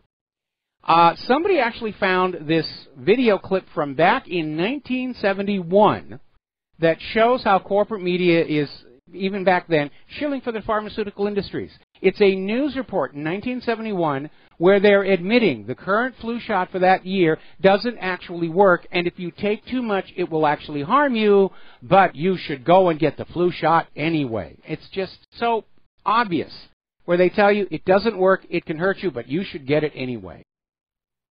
So all of this stuff that we're seeing, it's not brand new. It's been going on all along. The American people were just too naive and trusting and unquestioning to really think about what was there in front of their eyes. Everybody needs to go through that experience of that one thing that forces past all the belief and the naivete, and all of a sudden your eyes open and you say, wow, there's something going on here. Now for me, it was that copy of Look magazine that had the pictures of the Kennedy assassination. And I'd saved it from the time of the assassination, but it wasn't until after Jim Garrison did his trial of Clay Shaw that I went and I actually looked at the pictures with open, objective eyes. And I saw the fraud in there, the staging of the magic bullet shot. Lee Harvey Oswald at street level when Kennedy's grabbing his throat. Everybody needs to have a moment like that where they wake up and realize you cannot trust what is being shown to you by the corporate media or told to you by the U.S. government. Now, do you remember the EpiPen, big, huge scandal? The EpiPen manufacturer just ran the price up incredibly high, and it really cost a lot of money for the American people who need these EpiPens to be able to deal with some of these adverse reactions to things like peanuts, which are themselves an artifact of vaccine adjuvants. But apparently now there's a big issue where the Department of Health and Human Services has concluded that the company actually stiffed taxpayers for 3 times more than was previously believed. They basically ripped off the U.S. government for $1.27 billion. Well, now that it's the government's money, we'll see action being taken against that. Let's see, we already mentioned this with the dropping of the Paris Accord. Jean-Claude Juncker actually said America will not be allowed to pull out of the Paris Climate Agreement.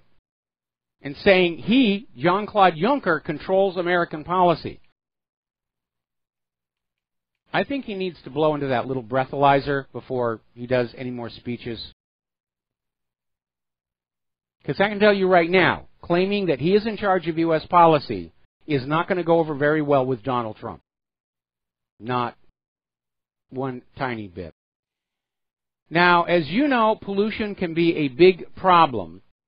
And in this article out of Blacklisted News, they're raising the issue of pharmaceutical pollution, where the factories that are actually making these medications are simply dumping the leftovers into nearby waters. In this case, they're talking about a plant in India that has no filtration or any other kinds of alternative ways of disposing of the material. And they're saying that the huge amounts of antibiotics that are going into the water are leading to the accelerating rise of the superbugs, the antibiotic-resistant pathogens, because they're exposed to low doses in the water from the pollution. The low doses don't kill them, but they do build up a tolerance. And now we're seeing the spread of diseases like drug-resistant tuberculosis.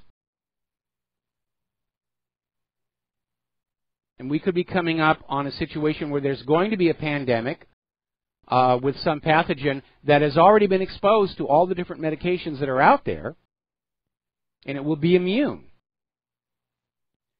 Now, when I was a kid, if you wanted to earn money, there were some things you could do. You could collect the empties that were thrown by the side of the road, take them down to the store for the deposit. You could set up a lemonade stand. I did that as a kid. You could mow lawns for the neighbors for money. That was your entree into a work ethic. Nobody gives you money. You go on out and you make it yourself. We've been hearing all these horrible stories about children's lemonade stands being shut down by local governments because it's cutting into the profits of the local lemonade storefront, and we can't cheat the storefront because they're businesses, so forth.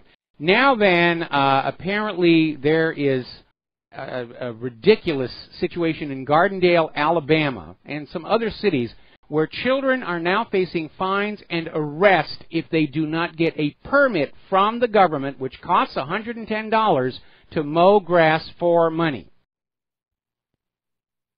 Now, how many kids are going to be mowing lawns if they have to pay $110 before they even start? I mean, it's ridiculous. We'll be right back.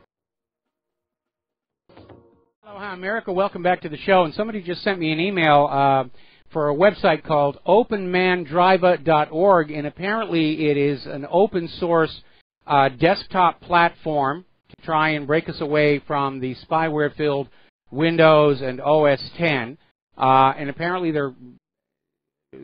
you can download this and run it on a machine. It'd be interesting to look at. I think it's time to have more operating systems. Simply to get away from the abuses of the corporations, in particular Microsoft. Every 5 years you will buy a new operating system and you will buy all new versions of the applications you bought 5 years ago. Getting on back to the abuses of government, there is a farm up in Michigan called Country Mill Farm. It's been owned by the Tennis family for generations, and they grow organic apples, blueberries, pumpkins, sweet corn.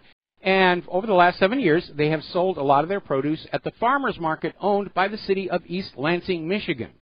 And all of a sudden, they're being told no. Now, the Country Mill Farm allows itself to be used as a venue for weddings. But apparently, some time ago, somebody asked if they could have a same-sex wedding at the farm, and the Tennis family said no, they're Catholic, and it went against their religious belief. And so now the city of East Lansing is saying that they're not going to be allowed to sell their farm produce until they conform to the same policies on same-sex marriages. I'm sorry, what does same-sex marriage have to do with feeding the people or running a business? Now, if somebody wants a same-sex wedding, that's fine. I don't have a problem with that. And there are plenty of places you can go to have a same-sex wedding. This idea of trying to force your way into some place where you are not wanted and then economically punish them afterwards, that is an abuse of government. especially when you realize that the First Amendment says that government isn't supposed to mess with religion. Anyway.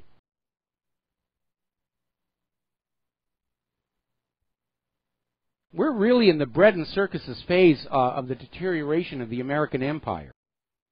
Anybody whines loud enough, they're going to get what they want. Let me give it a try. I need $5 million. You're discriminating against me if you don't give me $5 million. It's a microaggression. I need some Play-Doh. Claire's laughing in the other room here. If you are a consumer of the Pepsi products, you're going to love this little story. Apparently, back in 2013, the Center for Environmental Health released test results showing that the Pepsi drinks contained a chemical called 4-methylamidazole. And it is a compound that is formed in the manufacturing of caramel coloring. It is a known carcinogen. Pepsi denied it, said that absolutely it wasn't in there. They were fighting against California state requirements to place a cancer warning label on the beverages. Now a class action lawsuit has been settled. And basically Pepsi is now saying, yes, we were feeding you a carcinogen. And we'll try and keep it down to 100 parts per billion for all Pepsi products sold within the United States, meaning if you're in another country, you're still going to get your full dose. Fascism at work. All right, there's the music. Time for me to get out of here. We'll be back here tomorrow, Friday, on the Republic Broadcasting Network. Until then, stay safe, stay skeptical, stay informed, make good choices, share what you know with everybody that you know. We'll be back here tomorrow. Aloha, America.